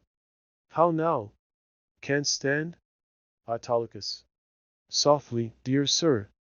Picks his pocket. Good sir, softly. You have done me a charitable office. Clown. Dost lack any money? I have a little money for thee. Autolycus. No, good sweet sir, no, I beseech you, sir, I have a kinsman not past 3/4 of a mile hence, unto whom I was going. I shall there have money or anything I want. Offer me no money, I pray you, that kills my heart. Clown. What manner of fellow was he that robbed you? Autolycus. A fellow, sir, that I have known to go about with troll-eyed aims. I knew him once a servant of the prince. I cannot tell, good sir, for which of his virtues it was, but he was certainly whipped out of the court. Clown. His vices, you would say. There's no virtue whipped out of the court. They cherish it to make it stay there, and yet it will no more but abide. Autolycus. Vices, I would say, sir. I know this man well. He hath been since an 8 bearer, then a process server, a bailiff. Then he compassed the motion of the prodigal son, and married a tinker's wife within a mile where my land and living lies, and, having flown over many knavish professions, he settled only in road. Some call him Autolycus. Clown. Out upon him. Prig, for my life, prig, he haunts wakes, fairs, and bear baitings. Autolycus. Very true, sir, he, that's the rogue that put me into this apparel. Clown. Not a more cowardly rogue in all Bohemia. If you had but looked big and spit at him, he'd have run. Autolycus. I must confess to you, sir, I am no fighter. I am false of heart that way, and that he knew, I warrant him. Clown. How do you now? Autolycus. Sweet sir, much better than I was. I can stand and walk. I will even take my leave of you and pace softly towards my kinsman's. Clown. Shall I bring thee on the way? Autolycus. No, good face sir, no, sweet sir. Clown. Then fare thee well. I must go buy spices for our sheep shearing. Autolycus. Prosper you, sweet sir. Exit Clown. Your purse is not hot enough to purchase your spice. I'll be with you at your sheep shearing too. If I make not this cheap, bring out another, and the shearers prove sheep, let me be unrolled, and my name put in the book of virtue. Sings. Jog on, the footpath way, and merrily hent the stile, a merry heart goes all the day, your sad tires in a mile. Exit. Scene 4. The same. A shepherd's cottage. Enter Florizel and Perdita. Florizel. These your unusual weeds to each part of you do give a life, no shepherdess, but Flora peering in April's front. This your sheep shearing is as a meeting of the petty gods, and you the queen on tea. Perdita. Sir, my gracious lord, to chide at your extremes and that becomes me. Oh, pardon that I name them. Your high self, the gracious Mark O.Th. Land, you have obscured with a swain's wearing, and me, poor lowly maid, most goddess-like pranked out. But that our feasts and every mess have folly, and the feeders digest it with a custom, I should blush to see you so attired, swoon, I think, to show myself a glass. Florizel. I bless the time when my good falcon made her flight across thy father's ground. Perdita. Now Jove afford you cause. To me the difference forges dread. Your greatness hath not been used to fear. Even now I tremble to think your father, by some accident, should pass this way, as you did. Oh, the fates! How would he look to see his work, so noble, vilely bound up? What would he say? Or how should I, in these my borrowed flaunts, behold the sternness of his presence? Florizel. Apprehend nothing but jollity. The gods themselves, humbling their deities to love, have taken the shakes of beasts upon them. Jupiter became a bull and bellowed, the green Neptune ran and bleated, and the fire-robed god, golden Apollo, a poor humble swain, as I seem now. Their transformations were never for a piece of beauty rarer, nor in a way so chaste, since my desires run not before mine honor, nor my lusts burn hotter than my faith. Perdita. Oh, but, sir, your resolution cannot hold when 'tis opposed, as it must be, by the power of the king. One of these two must be necessities, which then will speak, that you must change this purpose, or I my life. Florizel. Thou dearest Perdita, with these forethoughts, I prithee, darken not the mirth O.Th. feast. Or I'll be thine, my fair, or not my father's. For I cannot be mine own, nor anything to any, if I be not thine. To this I am most constant, though destiny say now. Be merry, gentle. Strangle such thoughts as these with anything that you behold the while. Your guests are coming. Lift up your countenance, as it were the day of celebration of that nuptial which we two have sworn shall come. Perdita. O Lady Fortune, stand you auspicious. Florizel. See your guests approach, address yourself to entertain them sprightly, and let's be read with mirth. Enter Shepherd with the Lixines and Camillo, disguised, Clown, Mopsa, Dorcas with others. Shepherd. Fie, daughter. When my old wife lived, upon this day she was both pantler, butler, cook, both dame and servant, welcomed all, served all, would sing her song and dance her turn, now here at upper end O.Th. table, now I.Th. middle, on his shoulder, and her face o' fire with labor, and the things she took to quench it she would to each one sit. You are retired, as if you were a feasted one, and not the hostess of the meeting. Pray you, bid these unknown friends to us welcome, for it is a way to make us better friends, more known. Come, quench your blushes, and present yourself that which you are, Mistress O.Th. Feast. Come on, and bid us welcome to your sheep shearing, as your good flock shall prosper. Perdita. To Polixenes. Sir, welcome. It is my father's will I should take on me the hostessship of the day. To Camillo. You're welcome, sir. Give me those flowers there, Dorcas. Reverend sirs, for you there's rosemary and rue, these keep seeming and savor all the winter long. Grace and remembrance be to you both. And welcome to our shearing. Polixenes. Shepherdess, a fair one are you, while you fit our ages with flowers of winter. Perdita. Sir, the year growing ancient, not yet on summer's death nor on the birth of trembling winter, the fairest flowers O.Th. season are our carnations and street gillivores, which some call nature's bastards, of that kind our rustic gardens barren, and I care not to get slips of them. Polixenes. Wherefore, gentle maiden, do you neglect them? Perdita. For I have heard it said there is an art which, in their piedness, shares with great creating nature. Polixenes. Say there be, yet nature is made better by no mean but nature makes that mean. So, over that art which you say adds to nature, is an art that nature makes. You see, sweet maid, we marry a gentler scion to the wildest stock, and make conceive a bark of baser kind by bud of nobler race. This is an art which does mend nature, change it rather, but the art itself is nature. Perdita. So it is. Polixenes. Then make your garden rich in gillivores, and do not call them bastards. Perdita. I'll not put the dibble in earth to set one slip of them. No more than, were I painted, I would wish this youth should say 'twere well, and only therefore desire to breed by me. Here's flowers for you, hot lavender, mint, savory, marjoram, the marigold, that goes to bed with th sun and with him rises weeping. These are flowers of middle summer, and I think they are given to men of middle age. You're very welcome. Camillo. I should leave grazing, were I of your flock, and only live by gazing. Perdita. Out, alas! You'd be so lean that blasts of January would blow you through and through. To Florizel now, my fairest friend, I would I had some flowers o' th spring, that might become your time of day, and yours, that were upon your virgin branches yet your maiden heads growing. O Proserpina, from the flowers now that fright thou lets fall from Dis's wagon.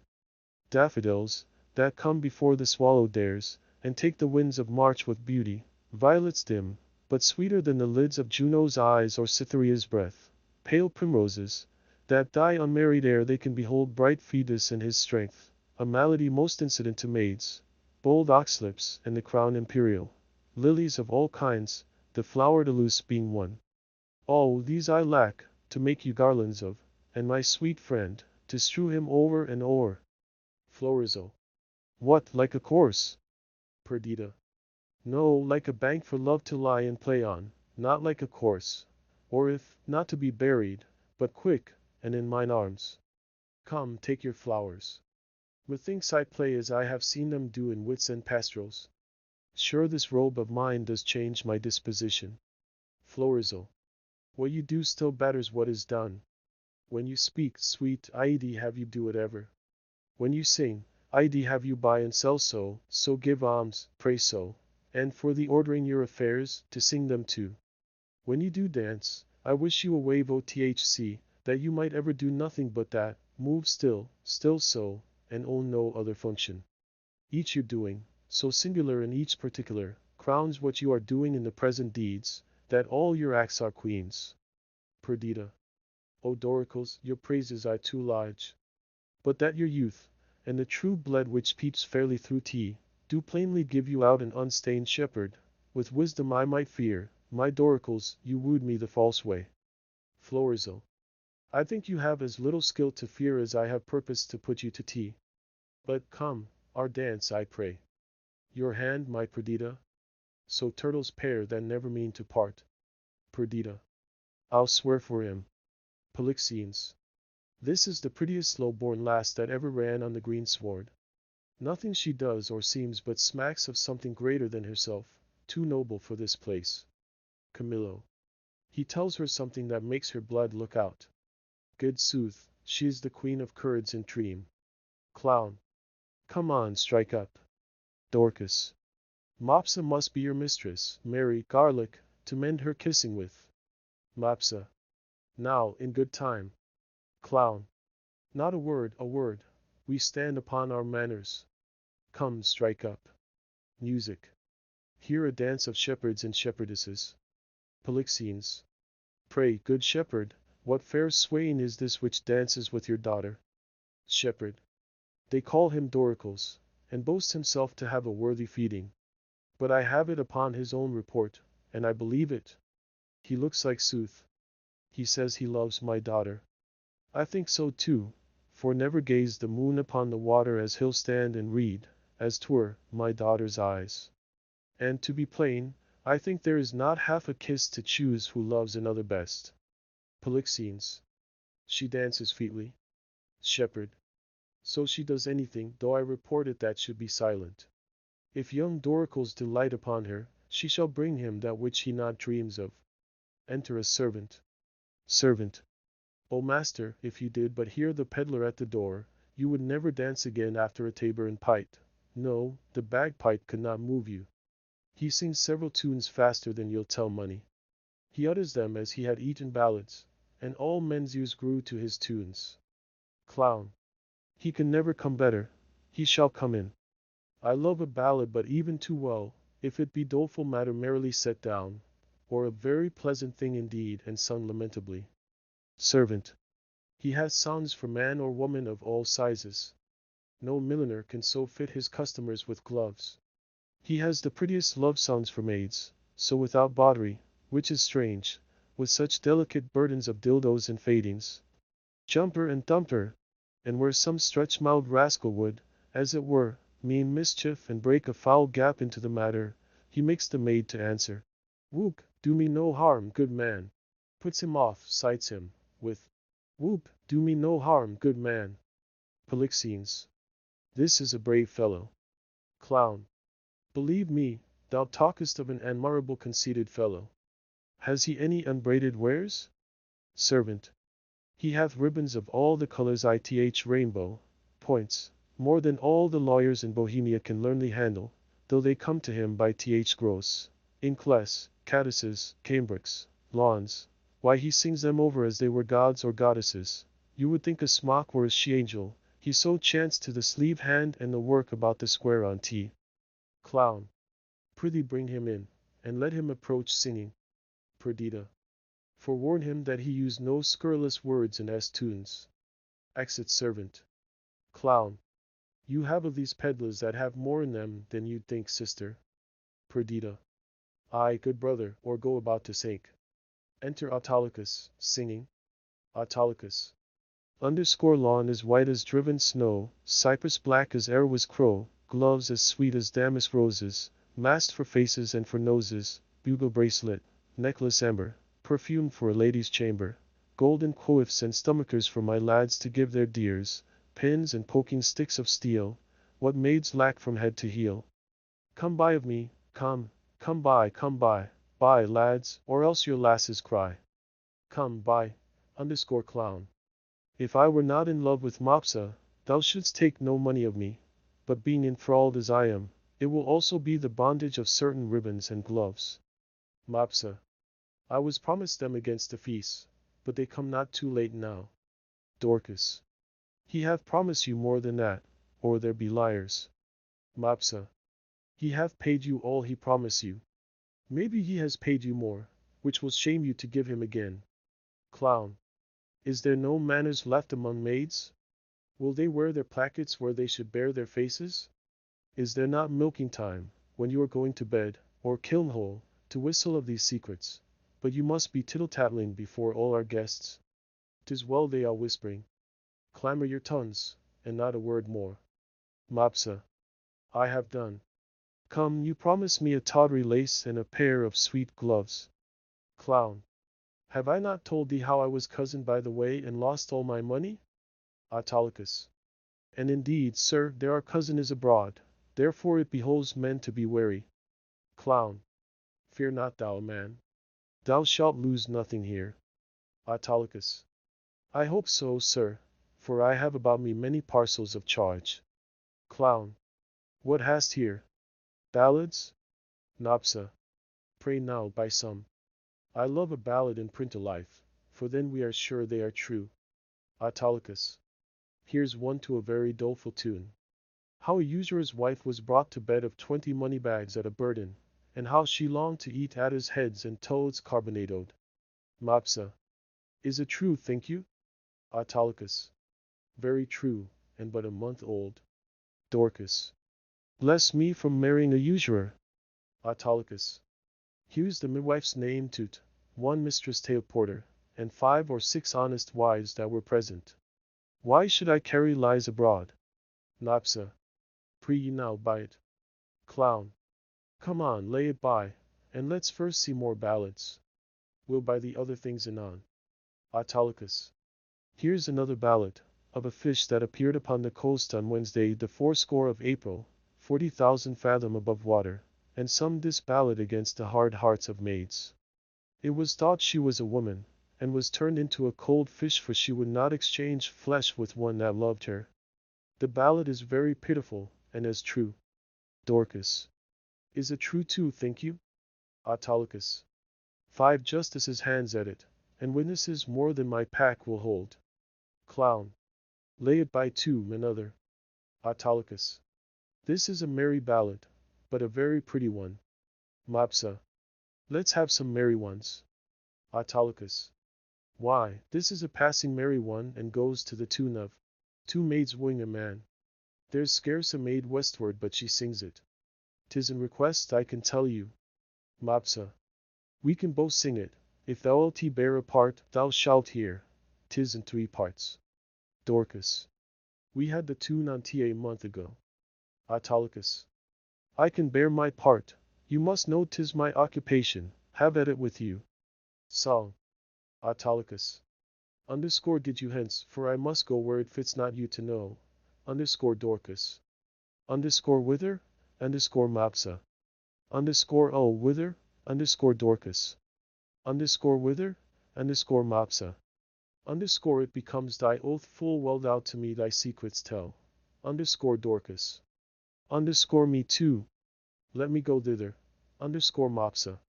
Or thou goest to th grange or mill. Dorcas. Underscore if t'either thou dost ill.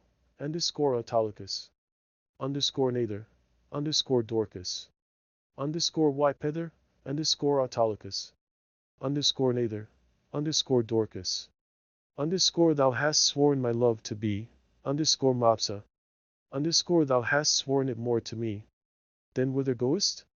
Say whither? Underscore clown. We'll have this song out anon by ourselves. My father and the gentlemen are in sad talk, and will not trouble them. Come, bring away thy pack after me. Wenches, I'll buy for you both. Peddler, let's have the first choice. Follow me, girls. Exit with Dorcas and Mopsa. Autolycus. Aside. And you shall pay well for him. Song. Underscore will you buy any tape, or lace for your cape, my dainty duck, my dearie? Any silk, any thread, any toys for your head, of the newest and finst weary? Come to the peddler. Money's a meddler that doth utter all men's weary. Underscore exit. Enter servant. Servant. Master, there is 3 carters, 3 shepherds, 3 neatherds, 3 swineherds, that have made themselves all men of hair.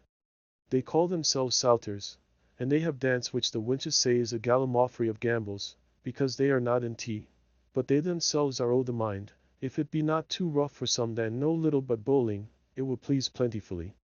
Shepherd. Away. Will none on tea. Here has been too much homely foolery already. I know, sir, we weary you. Polixenes.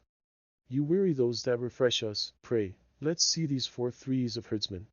Servant. 1-3 of them, by their own report, sir, have danced before the king, and not the worst of the 3 but jumps 12 foot and a half by th square. Shepherd. Leave your prating, since these good men are pleased, let them come in, but quickly now. Servant. Why, they stay at door, sir. Exit. Enter 12 rustics, habited like satyrs. They dance, and then exit. Polixenes. Oh, father, you'll know more of that hereafter. To Camillo. Is it not too far gone? 'Tis time to part them. He's simple and tells much. To Florizel. How now, fair shepherd? Your heart is full of something that does take your mind from feasting. Sooth, when I was young and handed love, as you do, I was wont to load my shoe with knacks. I would have ransacked a peddler's silken treasury and have poured it to her acceptance. You have let him go, and nothing martyred with him. If your last interpretation should abuse, and call this your lack of love or bounty, you were straight for reply, at least if you make a care of happy holding her. Florizel. Old sir, I know she prizes not such trifles as these are. The gifts she looks for me are packed and locked up in my heart, which I have given already, but not delivered. Oh, hear me breathe my life before this ancient sir, who, it should seem, hath sometime loved. I take thy hand. This hand, as soft as dove's down and as white as it, or Ethiopian's tooth, or the fanned snow that's bolted by th northern blast twice over. Polixenes. What follows this? How prettily the young swain seems to wash the hand was fair before. I have put you out. But to your protestation. Let me hear what you profess. Florizel. Do, and be witness to tea. Polixenes. And this my neighbor too? Florizel. And he, and more than he, and men, the earth, the heavens, and all, that were I crowned the most imperial monarch, thereof most worthy, were I the fairest youth that ever made I swerve, had force and knowledge more than was ever man's, I would not prize them without her love, for her employ them all, commend them and condemn them to her service, or to their own perdition. Polixenes. Fairly offered. Camillo. This shows a sound affection. Shepherd. O my daughter, say you the like to him? Perdita. I cannot speak so well, nothing so well, no, nor mean better. By th pattern of mine own thoughts I cut out the purity of his. Shepherd. Take hands a bargain, and friends unknown, you shall bear witness to't. I give my daughter to him, and will make her portion equal his. Florizel. Oh, that must be ith virtue of your daughter. One being dead, I shall have more than you can dream of yet, enough then for your wonder. But come on, contract us for these witnesses. Shepherd. Come your hand, and daughter yours. Polixenes. Soft, swain, a while, beseech you. Have you a father? Florizel. I have, but what of him? Polixenes. Knows he of this? Florizel. He either does nor shall. Polixenes. Methinks a father is at the nuptial of his son a guest that best becomes the table. Pray you once more, is not your father grown incapable of reasonable affairs? Is he not stupid with age and altering rooms? Can he speak? Tear? No man from man? Dispute his own estate? Lies he not bedrid? And again does nothing but what he did being childish. Florizel. No, good sir, he has his health, and amplest strength indeed than most have of his age. Polixenes. By my white beard, you offer him, if this be so, a wrong something unfilial. Reason my son should choose himself a wife, but as good reason a father, all whose joy is nothing else but fair posterity, should hold some counsel in such a business. Florizel. I yield all this, but for some other reasons, my grave sir, which 'tis not fit you know, I not acquaint my father of this business. Polixenes. Let him know t. Florizel. He shall not. Polixenes. Prithee let him. Florizel. No, he must not. Shepherd. Let him, my son, he shall not need to grieve and knowing of thy choice. Florizel. Come, come, he must not. Mark our contract. Polixenes. Discovering himself. Mark your divorce, young sir, whom son I dare not call. Thou art too base to be acknowledged, thou a scepter's heir, that thus affects a sheep-hook. Thou old traitor, I am sorry that, by hanging thee, I can but shorten thy life 1 week. And now, fresh piece of excellent witchcraft, whom of force must know the royal fool thou copst with, shepherd. O my heart! Polixenes. I'll have thy beauty scratched with briars and made more homely than thy state. For thee, fond boy, if I may ever know thou dost but sigh that thou no more shalt see this knack, as never I mean thou shalt, will bar thee from succession, not hold thee of our blood, no, not our kin, far than Deucalion off. Mark thou my words. Follow us to the court. Thou churl, for this time, though full of our displeasure, yet we free thee from the dead blow of it. And you, enchantment, worthy enough a herdsman, yea, him too that makes himself, but for our honor therein, unworthy thee. If ever henceforth thou these rural latches to his entrance open, or hoop his body more with thy embraces, I will devise a death, as cruel for thee as thou art tender to tea. Exit. Perdita. Even here undone. I was not much afeard, for once or twice I was about to speak, and tell him plainly the selfsame sun that shines upon his court hides not his visage from our cottage, but looks on alike. To Florizel. Will please you, sir, be gone? I told you what would come of this. Beseech you, of your own state take care. This dream of mine, being now awake, I'll queen in no inch farther, but milk my ewes, and weep. Camillo. Why, how now, father? Speak ere thou deest. Shepherd. I cannot speak, nor think, nor dare to know that which I know. O sir, you have undone a man of 83, that thought to fill his grave in quiet, yea, to die upon the bed my father died, to lie close by his honest bones. But now some hangman must put on my shroud and lay me where no priest shovels in dust. O cursed wretch, then news this was the prince, and wouldst adventure to mingle faith with him. Undone, undone! If I might die within this hour, I have lived to die when I desire. Exit. Florizel. Why look you so upon me? I am but sorry, not afeard, delayed, but nothing outread. What I was, I am, more straining on for plucking back, not following my leash unwillingly. Camillo. Gracious my lord, you know your father's temper. At this time he will allow no speech, which I do guess you do not purpose to him, and as hardly will he endure your sight as yet, I fear, then, till the fury of his highness settle, come not before him. Florizel. I not purpose it. I think Camillo? Camillo. Even he, my lord. Perdita.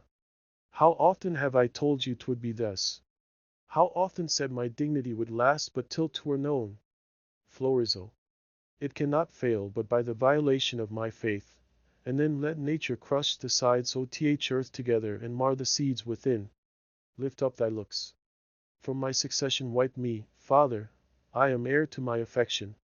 Camillo. Be advised. Florizel. I am, and by my fancy.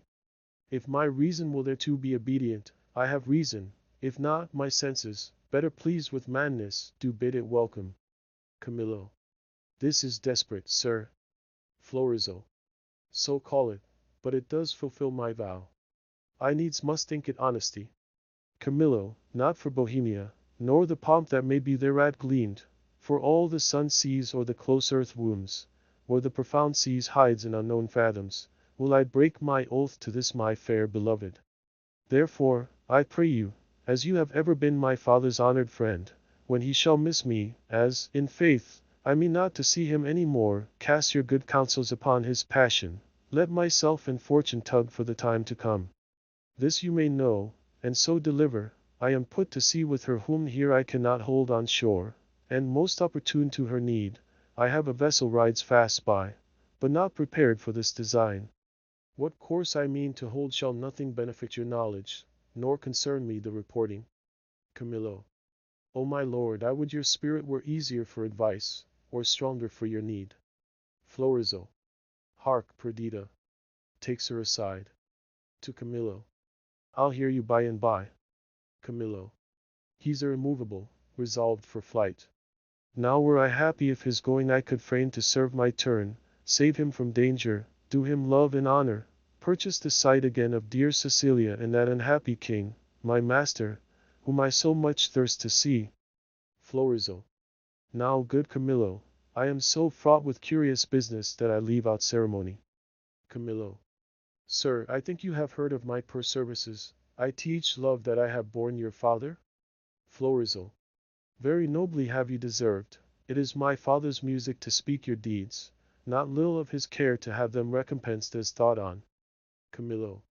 Well, my lord, if you may please to think I love the king, and through him, what's nearest to him, which is your gracious self, embrace but my direction, if your more ponderous and settled project may suffer alteration.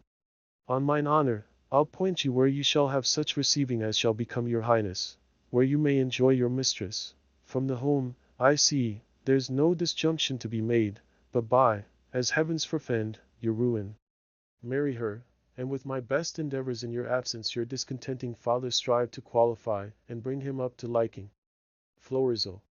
How, Camillo, may this, almost a miracle, be done? That I may call thee something more than man, and after that trust to thee. Camillo. Have you thought on a place whereto you'll go? Florizel. Not any yet. But as Thn thought on accident is guilty to what we wildly do, so we profess ourselves to be the slaves of chance, and flies of every wind that blows. Camillo. Then list to me, this follows, if you will not change your purpose, but undergo this flight, make for Cecilia, and that present yourself and your fair princess, for so, I see, she must be, for Leontes, she shall be habited as it becomes the partner of your bed. Methinks I see Leontes opening his free arms and weeping his welcomes forth. Asks thee, the son, forgiveness, as 'twere ith father's person, kisses the hands of your fresh princess, o'er and over divides him twixt his unkindness and his kindness. When he chides to hell, and bids the other grow faster than thought or time. Florizel. Worthy Camillo, What color for my visitation shall I hold up before him? Camillo. Sent by the king your father to greet him, and to give him comforts. Sir, the manner of your bearing towards him, with what you, as from your father, shall deliver, things known betwixt us three, I'll write you down, the which shall point you forth at every sitting what you must say, that he shall not perceive but that you have your father's bosom there and speak his very heart. Florizel. I am bound to you, there is some sap in this. Camillo.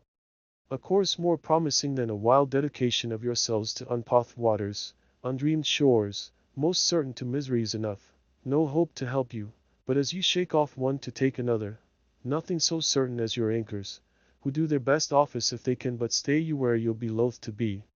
Besides, you know prosperity's the very bond of love, whose fresh complexion and whose heart together affliction alters. Perdita. One of these is true. I think affliction may subdue the cheek, but not take in the mind. Camillo. Yes, say you so? There shall not at your father's house, these 7 years be born another such. Florizel. My good Camillo, she is as forward of her breeding as she is ith rear our birth. Camillo. I cannot say 'tis pity she lacks instructions, for she seems a mistress to most that teach. Perdita. Your pardon, sir, for this I'll bless you thanks. Florizel. My prettiest Perdita. But oh, the thorns we stand upon. Camillo, preserver of my father, now of me, the medicine of our house, how shall we do? We are not furnished like Bohemia's son, nor shall appear in Cecilia. Camillo. My lord, fear none of this. I think you know my fortunes do all lie there. It shall be some my care to have you royally appointed as if the scene you play were mine. For instance, sir, that you may know you shall not want, one word. They talk aside. Enter Autolycus. Autolycus. 'Tis then. What a fool honesty is. And trust, his sworn brother, a very simple gentleman. I have sold all my trumpery. Not a counterfeit stone, not a ribbon, glass, pomander, brooch, table book, ballad, knife, tape, glove, shoe tie, bracelet, horn ring, to keep my pack from fasting. They thronged who should buy first, as if my trinkets had been hallowed and brought a benediction to the buyer, by which means I saw whose purse was best in picture, and what I saw, to my good use I remembered. My clown, who wants but something to be a reasonable man, grew so in love with the wench's song that he would not stir his petticoats till he had both tune and words, which so drew the rest of the herd to me that all their other senses stuck in ears. You might have pinched a placket, it was senseless. 'Twas nothing to gild the codpiece of a purse. I would have filed keys off that hung in chains. No hearing, no feeling, but my sir's song, and admiring the nothing of it. So that in this time of lethargy I picked and cut most of their festival purses. And had not the old man come in with a hubbub against his daughter and the king's son, and scared my chuffs from the chaff, I had not left a purse alive in the whole army. Camillo, Florizel and Perdita come forward. Camillo. Nay, but my letters, by this means being there so soon as you arrive, shall clear that doubt. Florizel. And those that you'll procure from King Leontes? Camillo. Shall satisfy your father. Perdita. Happy be you. All that you speak shows fair. Camillo. Seeing Autolycus. Who have we here? We'll make an instrument of this. Omit nothing may give us aid. Autolycus. Aside. Is they have overheard me now, why hanging? Camillo. How now, good fellow? Why shakest thou so? Fear not, man, here's no harm intended to thee. Autolycus. I am a poor fellow, sir. Camillo. Why, be so still, here's nobody will steal that from thee, yet, for the outside of thy poverty we must make an exchange. Therefore discase thee instantly, thou must think there's a necessity in't, and change garments with this gentleman. Though the pennyworth on his side be the worst, yet hold thee, there's some boot. Giving money. Autolycus. I am a poor fellow, sir, aside. I know you well enough. Camillo. Nay, prithee dispatch. The gentleman is half flayed already. Autolycus. Are you in earnest, sir? Aside. I smell the trick on't. Florizel. Dispatch, I prithee. Autolycus. Indeed I have had earnest. but I cannot with conscience take it. Camillo. Unbuckle, unbuckle. Florizel and Autolycus exchanged garments. Fortunate mistress, let my prophecy come home to you.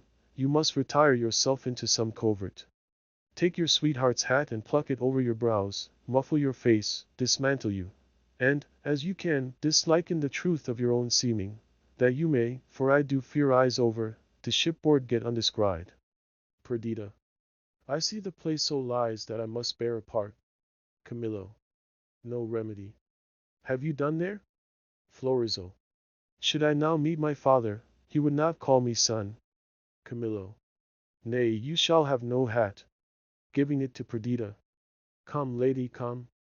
Farewell, my friend. Autolycus. Adieu, sir. Florizel. Bold Perdita, what have we twain forgot? Pray you a word. They converse apart. Camillo. Aside.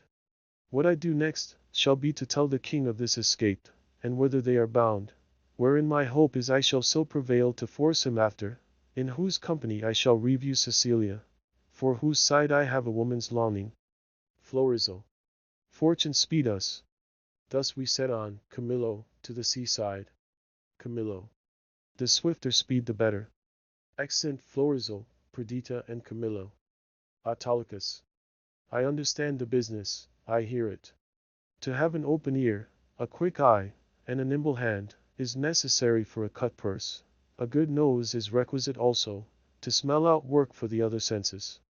I see this is the time that the unjust man doth thrive. What an exchange had this been without boot! What a boot is here with this exchange! Sure the gods do this year connive at us, and we may do anything extempore. The prince himself is about a piece of iniquity, stealing away from his father with his clog at his heels. If I thought it were a piece of honesty to acquaint the king withal, I would not do't. I hold it the more knavery to conceal it, and therein am I constant to my profession. Enter clown and shepherd. Aside, aside, here is more matter for a hot brain. Every lane's end, every shop, church, session, hanging, yields a careful man work. Clown. See, what a man you are now! There is no other way but to tell the king she's a changeling, and none of your flesh and blood. Shepherd. Nay, but hear me. Clown. Nay, but hear me. Shepherd. Go to then. Clown. She being none of your flesh and blood, your flesh and blood has not offended the king, and so your flesh and blood is not to be punished by him. Show those things you found about her, those secret things, all but what she has with her. This being done, let the law go whistle, I warrant you. Shepherd. I will tell the king all, every word, yea, and his son's pranks too, who, I may say, is no honest man neither to his father nor to me, to go about to make me the king's brother-in-law. Clown. Indeed, brother-in-law was the farthest off you could have been to him, and then your blood had been the dearer by I know how much an ounce. Autolycus. Aside. Very wisely, puppies. Shepherd. Well, let us to the king. There is that in this fardel will make him scratch his beard. Autolycus. Aside. I know not what impediment this complaint may be to the flight of my master. Clown. Pray heartily he be at palace. Autolycus. Aside. Though I am not naturally honest, I am so sometimes by chance. Let me pocket up my peddler's excrement. Takes off his false beard. How now, rustics? Whither are you bound? Shepherd. To the palace, and it like your worship. Autolycus. Your affairs there, what, with whom, the condition of that fardel, the place of your dwelling, your names, your ages, of what having, breeding, and anything that is fitting to be known. Discover. Clown. We are but plain fellows, sir. Autolycus. A lie, you are rough and hairy. Let me have no lying. It becomes none but tradesmen, and they often give us soldiers the lie, but we pay them for it with stamped coin, not stabbing steel, therefore they do not give us the lie. Clown. Your worship had like to have given us one, if you had not taken yourself with the manner. Shepherd. Are you a courtier, and tea like you, sir? Autolycus. Whether it like me or no, I am a courtier. Say'st thou not the air of the court in these enfoldings? Hath not my gait in it the measure of the court? Perceives not thy nose court odor from me? Reflect I not on thy baseness court contempt? Think'st thou, for that I insinuate, or toes from thee thy business, I am therefore no courtier? I am courtier underscore kappa p underscore, and one that will either push on or pluck back thy business there. Whereupon I command thee to open thy affair. Shepherd. My business, sir, is to the king. Autolycus. What advocate hast thou to him? Shepherd. I know not, and he like you. Clown. Advocate's the court word for a pheasant. Say you have none. Shepherd. None, sir. I have no pheasant, cock nor hen. Autolycus. How blessed are we that are not simple men! Yet nature might have made me as these are, therefore I will not disdain. Clown. This cannot be but a great courtier. Shepherd. His garments are rich, but he wears them not handsomely. Clown. He seems to be the more noble in being fantastical, a great man, I'll warrant. I know by the picking on's teeth. Autolycus. The fardel there? What's ith fardel? Wherefore that box? Shepherd. Sir, there lies such secrets in this fardel and box which none must know but the king, and which he shall know within this hour, if I may come to th speech of him. Autolycus.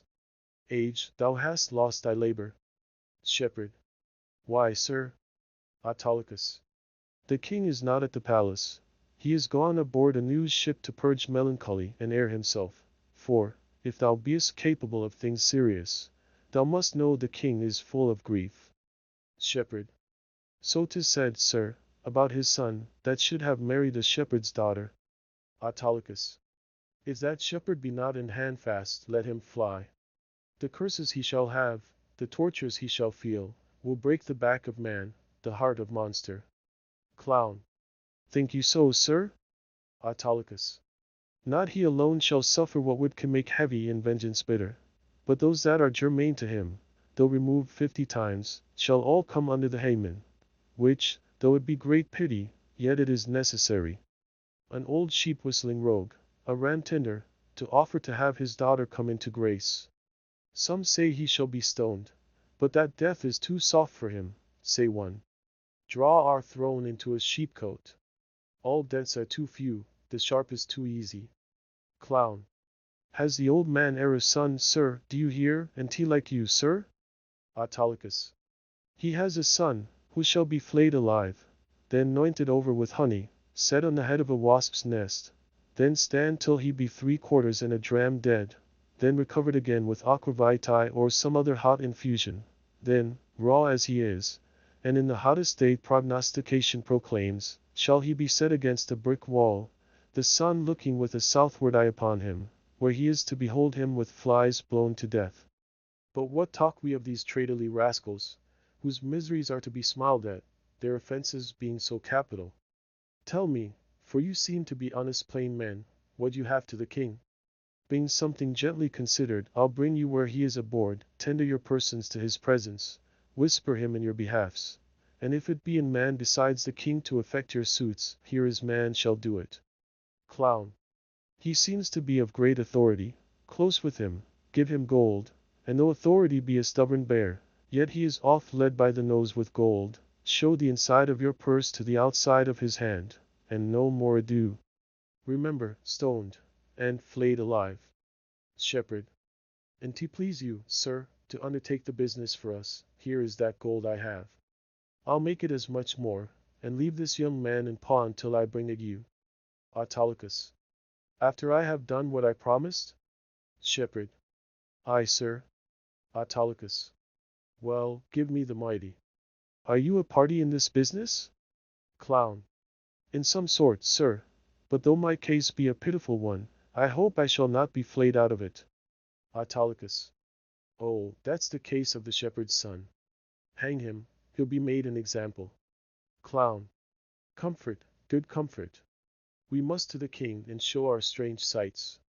He must know 'tis none of your daughter nor my sister, we are gone else. Sir, I would give you as much as this old man does when the business is performed, and remain, as he says, your pawn till it be brought you. Autolycus. I will trust you. Walk before toward the seaside, go on the right hand. I will but look upon the hedge, and follow you. Clown. We are blessed in this man, as I may say, even blessed. Shepherd. Let's before, as he bids us. He was provided to do us good. Accent shepherd and clown. Autolycus. If I had a mind to be honest, I see fortune would not suffer me, she drops booties in my mouth. I am courted now with a double occasion, gold, and a means to do the prince my master good, which who knows how that may turn back to my advancement. I will bring these two moles, these blind ones, aboard him. If he think it fit to shore them again, and that the complaint they have to the king concerns him nothing, let him call me rogue for being so far officious. For I am proof against that title, and what shame else belongs to T. To him will I present them. There may be matter in it. Exit. Act size. Scene 1. Cecilia. A room in the palace of Leontes. Enter Leontes, Cleomenes, Dion, Paulina, and others. Cleomenes, sir, you have done enough, and have performed a saint-like sorrow. No fault could you make which you have not redeemed. Indeed, paid down more penitence than done trespass. At the last, do as the heavens have done, forget your evil. With them, forgive yourself. Leontes. Whilst I remember her and her virtues, I cannot forget my blemishes in them, and so still think of the wrong I did myself, which was so much that ereless it hath made my kingdom, and destroyed the sweet's companion that e'er man bred his hopes out of. Paulina. True, too true, my lord. If one by one you wedded all the world, or from the all that are took something good, to make a perfect woman, she you killed would be unparalleled. Leontes. I think so. Killed. She I killed. I did so, but thou strict'st me sorely, to say I did, it is as bitter upon thy tongue as in my thought. Now, good now, say so but seldom. Cleomenes, not at all, good lady. You might have spoken 1,000 things that would have done the time more benefit, and graced your kindness better. Paulina. You are one of those would have him wed again. Dion. If you would not so, you pity not the state, nor the remembrance of his most sovereign name. Consider little what dangers, by his highness fail of issue, may drop upon his kingdom, and devour in certain lookers on. What were more holy than to rejoice the former queen as well? What holier than, for royalty's repair, for present comfort, and for future good, to bless the bed of majesty again with a sweet fellow to tea? Paulina. There is none worthy, respecting her that's gone. Besides, the gods will have fulfilled their secret purposes.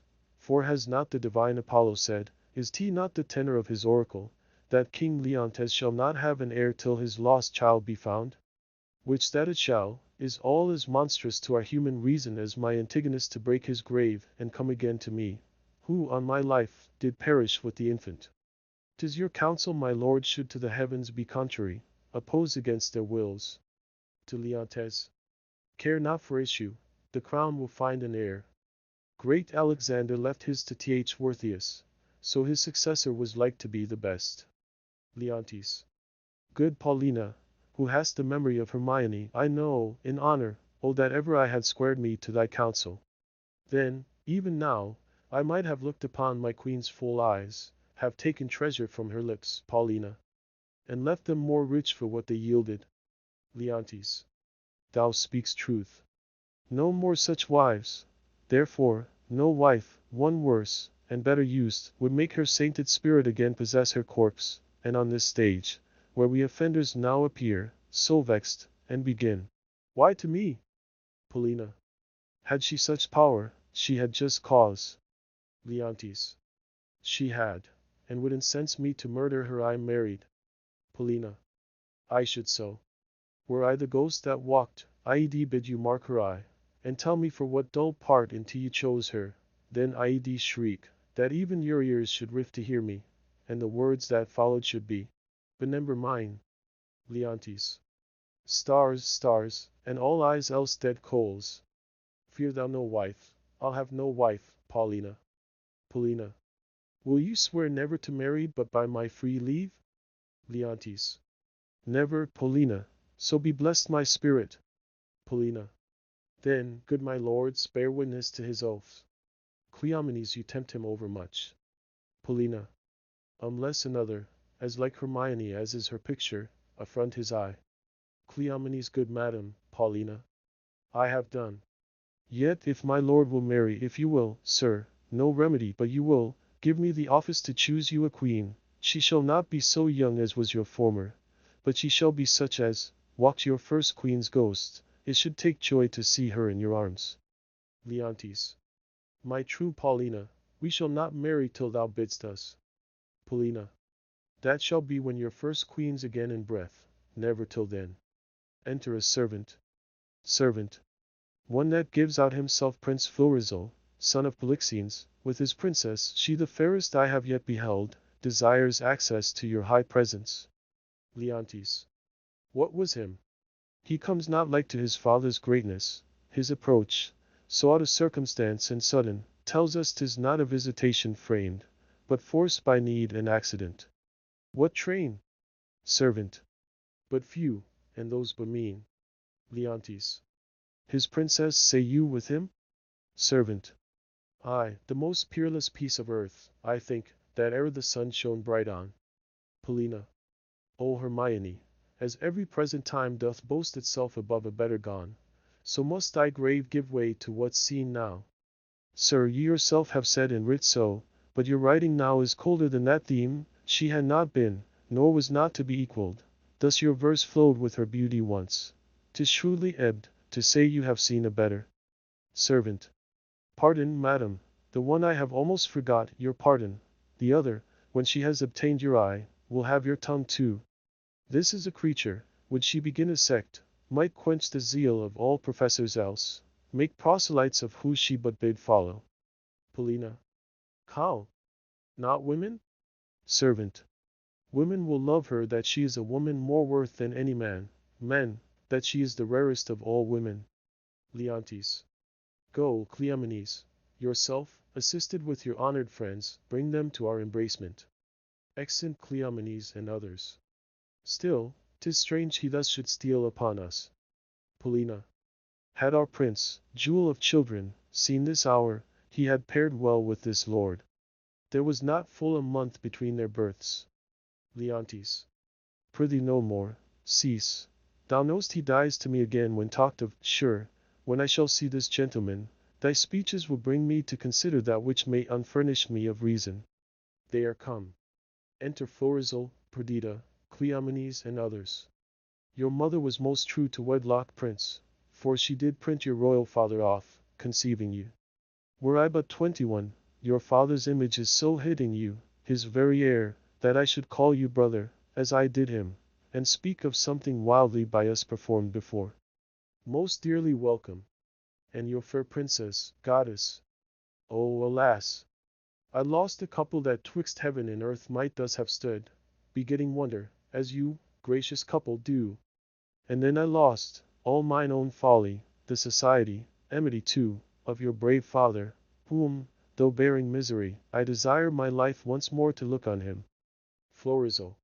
By his command have I here touched Cecilia, and from him give you all greetings that a king, at friend, can send his brother, and but infirmity, which waits upon worn times, has something seized his wished ability, he had himself the lands and waters twixt your throne and his measured, to look upon you, whom he loves, he bade me say so, more than all the sectors and those that bear them living.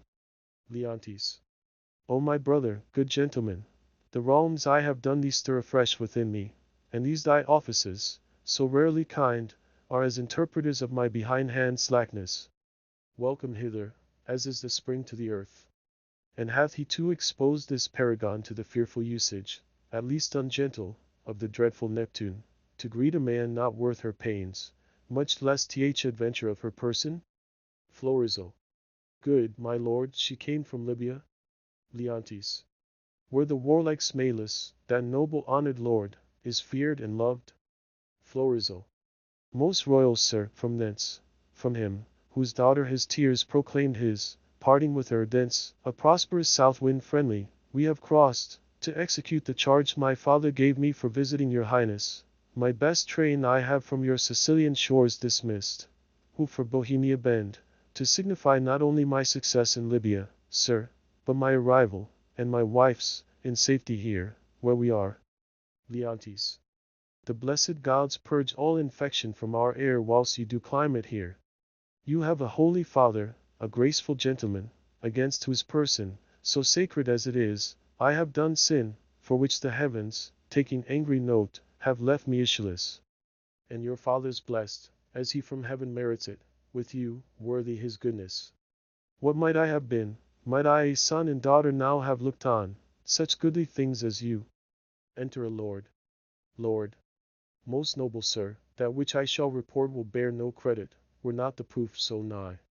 Please you, great sir, Bohemia greets you from himself by me, desires you to attach his son, who has, his dignity and duty both cast off, fled from his father, from his hopes, and with a shepherd's daughter. Leontes. Where's Bohemia? Speak. Lord. Here in your city. I now came from him. I speak amazedly, and it becomes my marvel and my message. To your court whiles he was hastening, in the chase, it seems, of this fair couple, meets he on the way the father of this seeming lady and her brother, having both their country quitted with this young prince. Florizel. Camillo has betrayed me, whose honor and whose honesty till now, endured all weathers. Lord. Lay Tiso to his charge. He's with the king your father. Leontes. Fool. Camillo? Lord. Camillo, sir, I spake with him, who now has these poor men in question. Never saw I wretches so quick, they kneel, they kiss the earth, forswear themselves as often as they speak. Bohemia stops his ears, and threatens them with divers deaths in death. Perdita. O my poor father! The heaven sets spies upon us, will not have our contract celebrated. Leontes. You are married? Florizel. We are not, sir, nor are we like to be. The stars, I see, will kiss the valleys first. The odds for high and lows alike. Leontes. My lord, is this the daughter of a king? Florizel. She is, when once she is my wife. Leontes. That once I see by your good father's speed, will come on very slowly. I am sorry, most sorry, you have broken from his liking, where you were tied in duty, and as sorry your choice is not so rich in worth as beauty, that you might well enjoy her. Florizel. Dear, look up, though fortune, visible an enemy, should chase us with my father, power no jot has she to change our loves. Beseech you, sir, remember since you owed no more to time than I do now, with thought of such affections, step forth mine advocate. And you request my father would grant precious things as trifles. Leontes. Would he do so, I.e. beg your precious mistress, which he counts but a trifle. Paulina. Sir, my liege, your eye hath too much youth and tea, not a month 'fore your queen died, she was more worth such gazes than what you look on now. Leontes. I thought of her even in these looks I made. To Florizel. But your petition is yet unanswered. I will to your father. Your honor not overthrown by your desires, I am friend to them and you, upon which errand I now go toward him, therefore follow me, and mark what way I make. Come, good my lord. Accent. Scene 2. The same. Before the palace. Enter Autolycus and a gentleman. Autolycus. Beseech you, sir, were you present at this relation? First Gentleman. I was by at the opening of the fardel, heard the old shepherd deliver the manner how he found it, whereupon, after a little amazedness, we were all commanded out of the chamber. Only this, methought I heard the shepherd say he found the child. Autolycus. I would most gladly know the issue of it. First Gentleman. I make a broken delivery of the business, but the changes I perceived in the king and Camillo were very notes of admiration. They seemed almost, with staring on one another, to tear the cases of their eyes. There was speech in their dumbness, language in their very gesture. They looked as they had heard of a world ransomed, or one destroyed. A notable passion of wonder appeared in them, but the wisest beholder, that knew no more but seeing could not say if th importance were joy or sorrow, but in the extremity of the one, it must needs be. Here comes a gentleman that happily knows more. Enter a gentleman. The news, Rogero? Second Gentleman. Nothing but bonfires. The oracle is fulfilled, the king's daughter is found, Such a deal of wonder is broken out within this hour that ballad makers cannot be able to express it. Here comes the Lady Paulina's steward. He can deliver you more. Enter a third gentleman. How does it now, sir? This news, which is called true, is so like an old tale that the verity of it is in strong suspicion. Has the king found his heir? Third gentleman.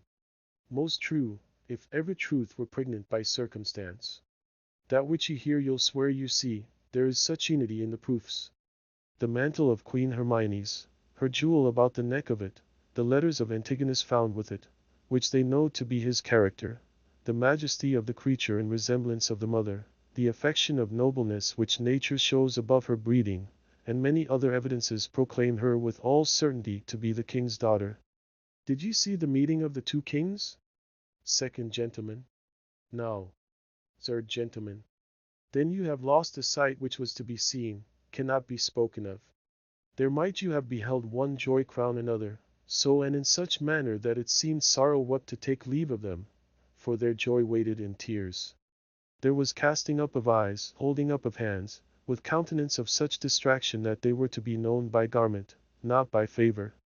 Our king, being ready to leap out of himself for joy of his found daughter, as if that joy were now become a loss, cries, "Oh, thy mother, thy mother!" Then asks Bohemia forgiveness, then embraces his son-in-law, then again worries he his daughter with clipping her.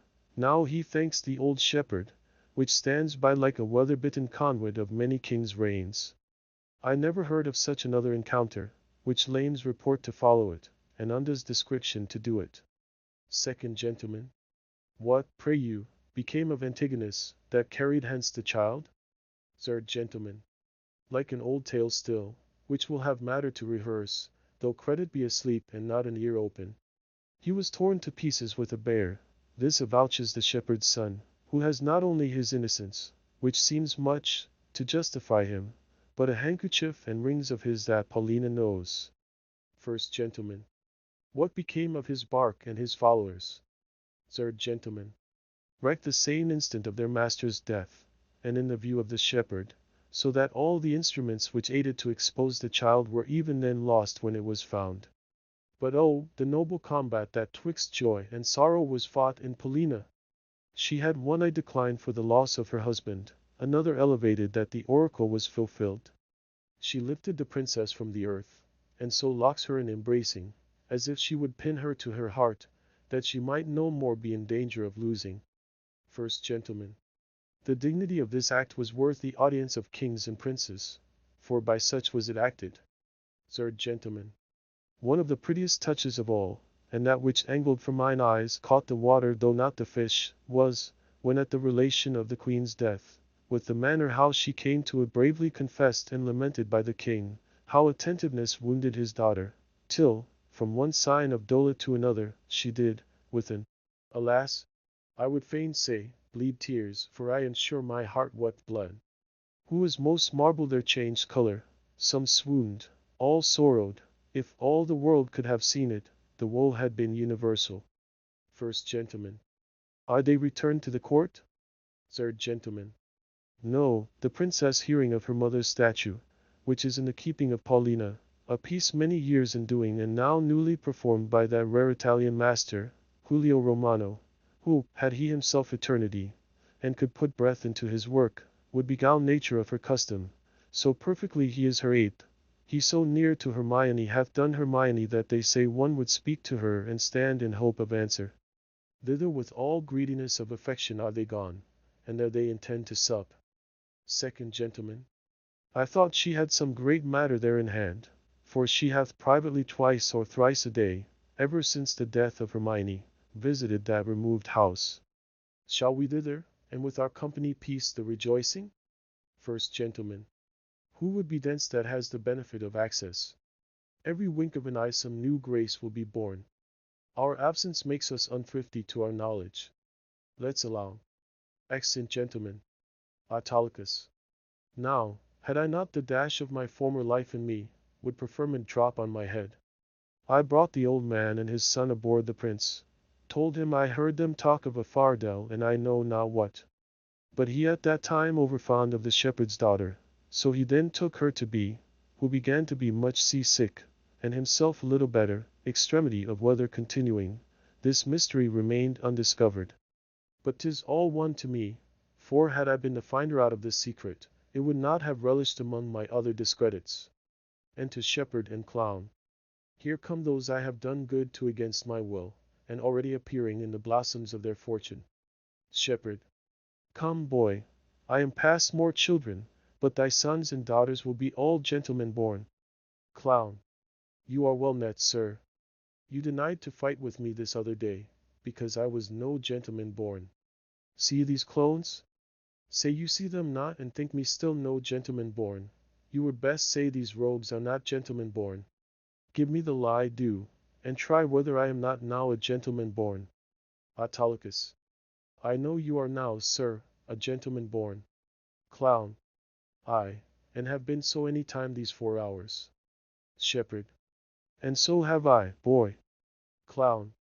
So you have, but I was a gentleman born before my father, for the king's son took me by the hand and called me brother, and then the 2 kings called my father brother, and then the prince, my brother, and the princess, my sister, called my father father, and so we wept, and there was the first gentlemanlike tears that ever we shed. Shepherd.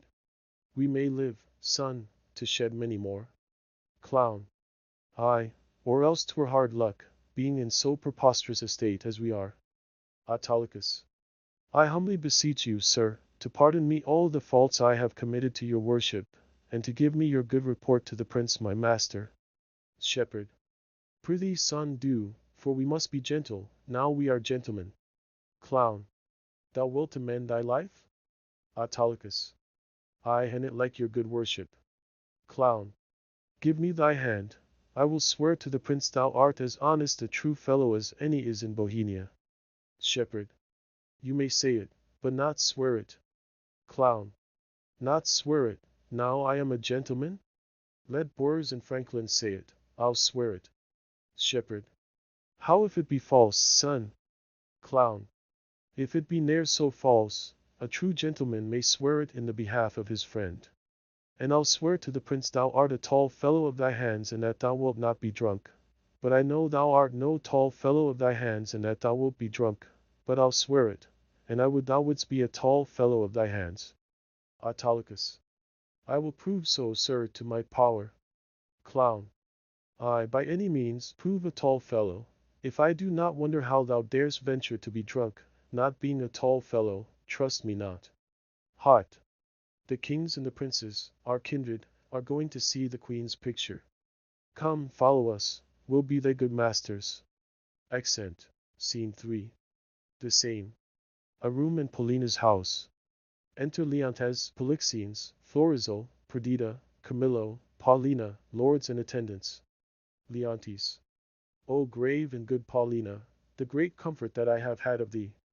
Paulina. What, sovereign sir, I did not well, I meant well. All my services you have paid home, but that you have vouchsafed, with your crown brother, and these your contracted heirs of your kingdoms, my poor house to visit, it is a surplus of your grace which never my life may last to answer. Leontes. O Paulina, we honor you with trouble. But we came to see the statue of our queen, your gallery have we passed through, not without much content and many singularities. But we saw not that which my daughter came to look upon, the statue of her mother. Paulina. As she lived peerless, so her dead likeness, I do well believe, excels whatever yet you looked upon or hand of man hath done. Therefore I keep it lonely, apart. But here it is, prepare to see the life as lively mocked as ever still sleep mocked death. Behold, and say 'tis well. Paulina undraws a curtain, and discovers Hermione standing as a statue. I like your silence, it the more shows off your wonder, but yet speak. First you, my liege. Comes it not something near? Leontes. Her natural posture.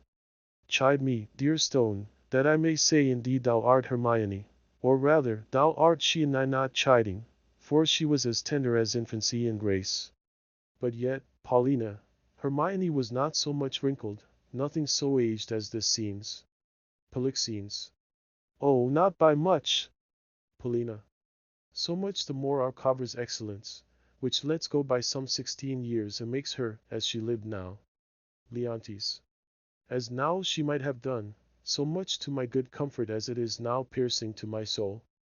Oh, thus she stood, even with such life of majesty, warm life, as now it coldly stands, when first I wooed her.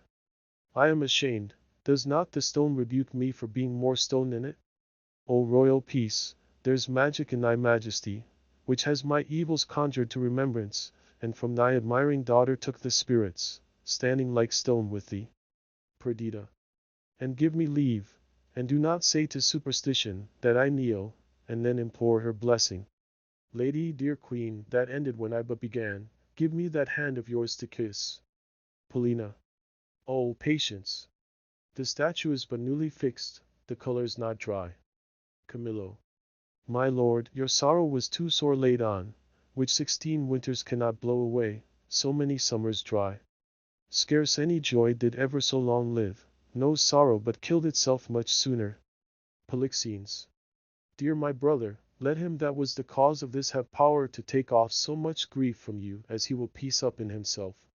Paulina. Indeed, my lord, if I had thought the sight of my poor image would thus have wrought you, for the stone is mine, I d not have showed it. Leontes. Do not draw the curtain. Paulina. No longer shall you gaze on't, lest your fancy may think anon and moves. Leontes. Let be, let be. Would I were dead, but that methinks already, what was he that did make it? See, my lord, would ye not deem it breathed? And that those veins did verily bear blood? Polixenes. Masterly done, the very life seems warm upon her lip. Leontes.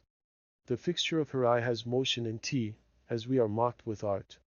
Paulina. I'll draw the curtain, my lord's almost so far transported that he'll think anon it lives. Leontes. O sweet Paulina, make me to think so 20 years together. No settled senses of the world can match the pleasure of that madness. Let tea alone. Paulina. I am sorry, sir, I have thus far stirred you, but I could afflict you further. Leontes. Do, Paulina, for this affliction has a taste as sweet as any cordial comfort. Still methinks there is an air comes from her. What fine chisel could ever yet cut breath? Let no man mock me, for I will kiss her. Paulina. Good my lord, forbear, the ruddiness upon her lip is wet, you mar it if you kiss it, stain your own with oily painting. Shall I draw the curtain? Leontes. No, not these 20 years. Perdita. So long could I stand by, a looker on. Paulina. Either forbear, quit presently the chapel, or resolve you for more amazement. If you can behold it, I'll make the statue move indeed, descend, and take you by the hand. But then you'll think, which I protest against, I am assisted by wicked powers. Leontes. What you can make her do I am content to look on, what to speak, I am content to hear, for 'tis as easy to make her speak as move. Paulina. It is required you do awake your faith.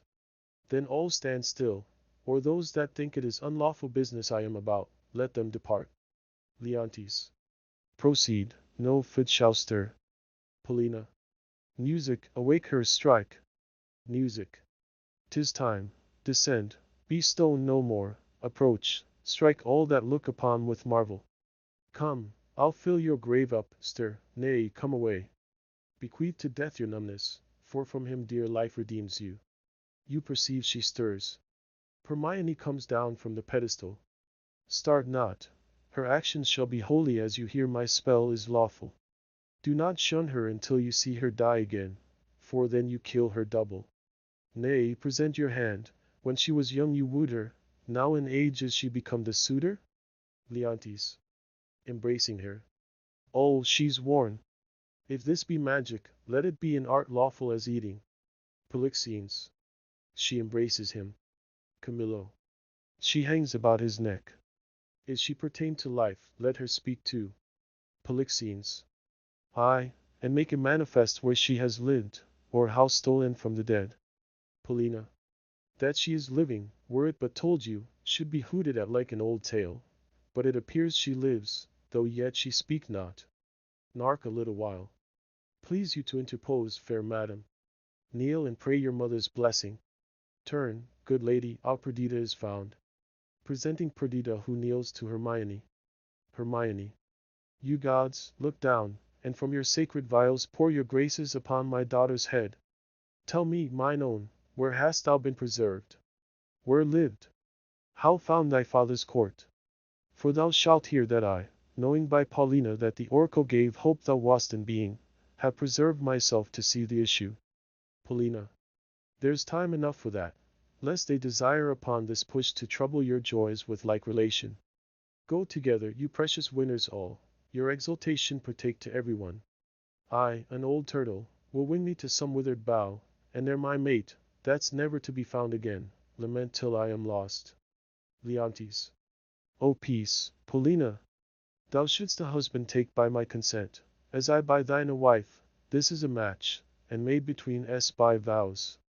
Thou hast found mine, but how is to be questioned, for I saw her, as I thought, dead, and have in vain said many a prayer upon her grave. I'll not seek far, for him, I partly know his mind, to find thee an honorable husband. Come, Camillo, and take her by the hand, whose worth and honesty is richly noted, and here justified by us, a pair of kings. Let's from this place. What? Look upon my brother, both your pardons, that ere I put between your holy looks my ill suspicion. This your son-in-law, and son unto the king, whom heaven's directing, is troth-plight to your daughter. Good Paulina, lead us from hence, where we may leisurely each one demand an answer to his part performed in this wide gap of time, since first we were dissevered. Hastily lead away. Accent. Legal information creating the works from print editions not protected by U.S. copyright law means that no one owns a United States copyright in these works, so the Foundation, and you, can copy and distribute it in the United States without permission and without paying copyright royalties. Special rules, set forth in the general terms of use part of this license, apply to copying and distributing Project Gutenberg electronic works to protect the Project Gutenberg concept and trademark. Project Gutenberg is a registered trademark, and may not be used if you charge for an ebook, except by following the terms of the trademark license, including paying royalties for use of the Project Gutenberg trademark. If you do not charge anything for copies of this ebook, complying with the trademark license is very easy. You may use this ebook for nearly any purpose such as creation of derivative works, reports, performances and research. Project Gutenberg ebooks may be modified and printed and given away. You may do practically anything in the United States with ebooks not protected by U.S. copyright law. Redistribution is subject to the trademark license, especially commercial redistribution.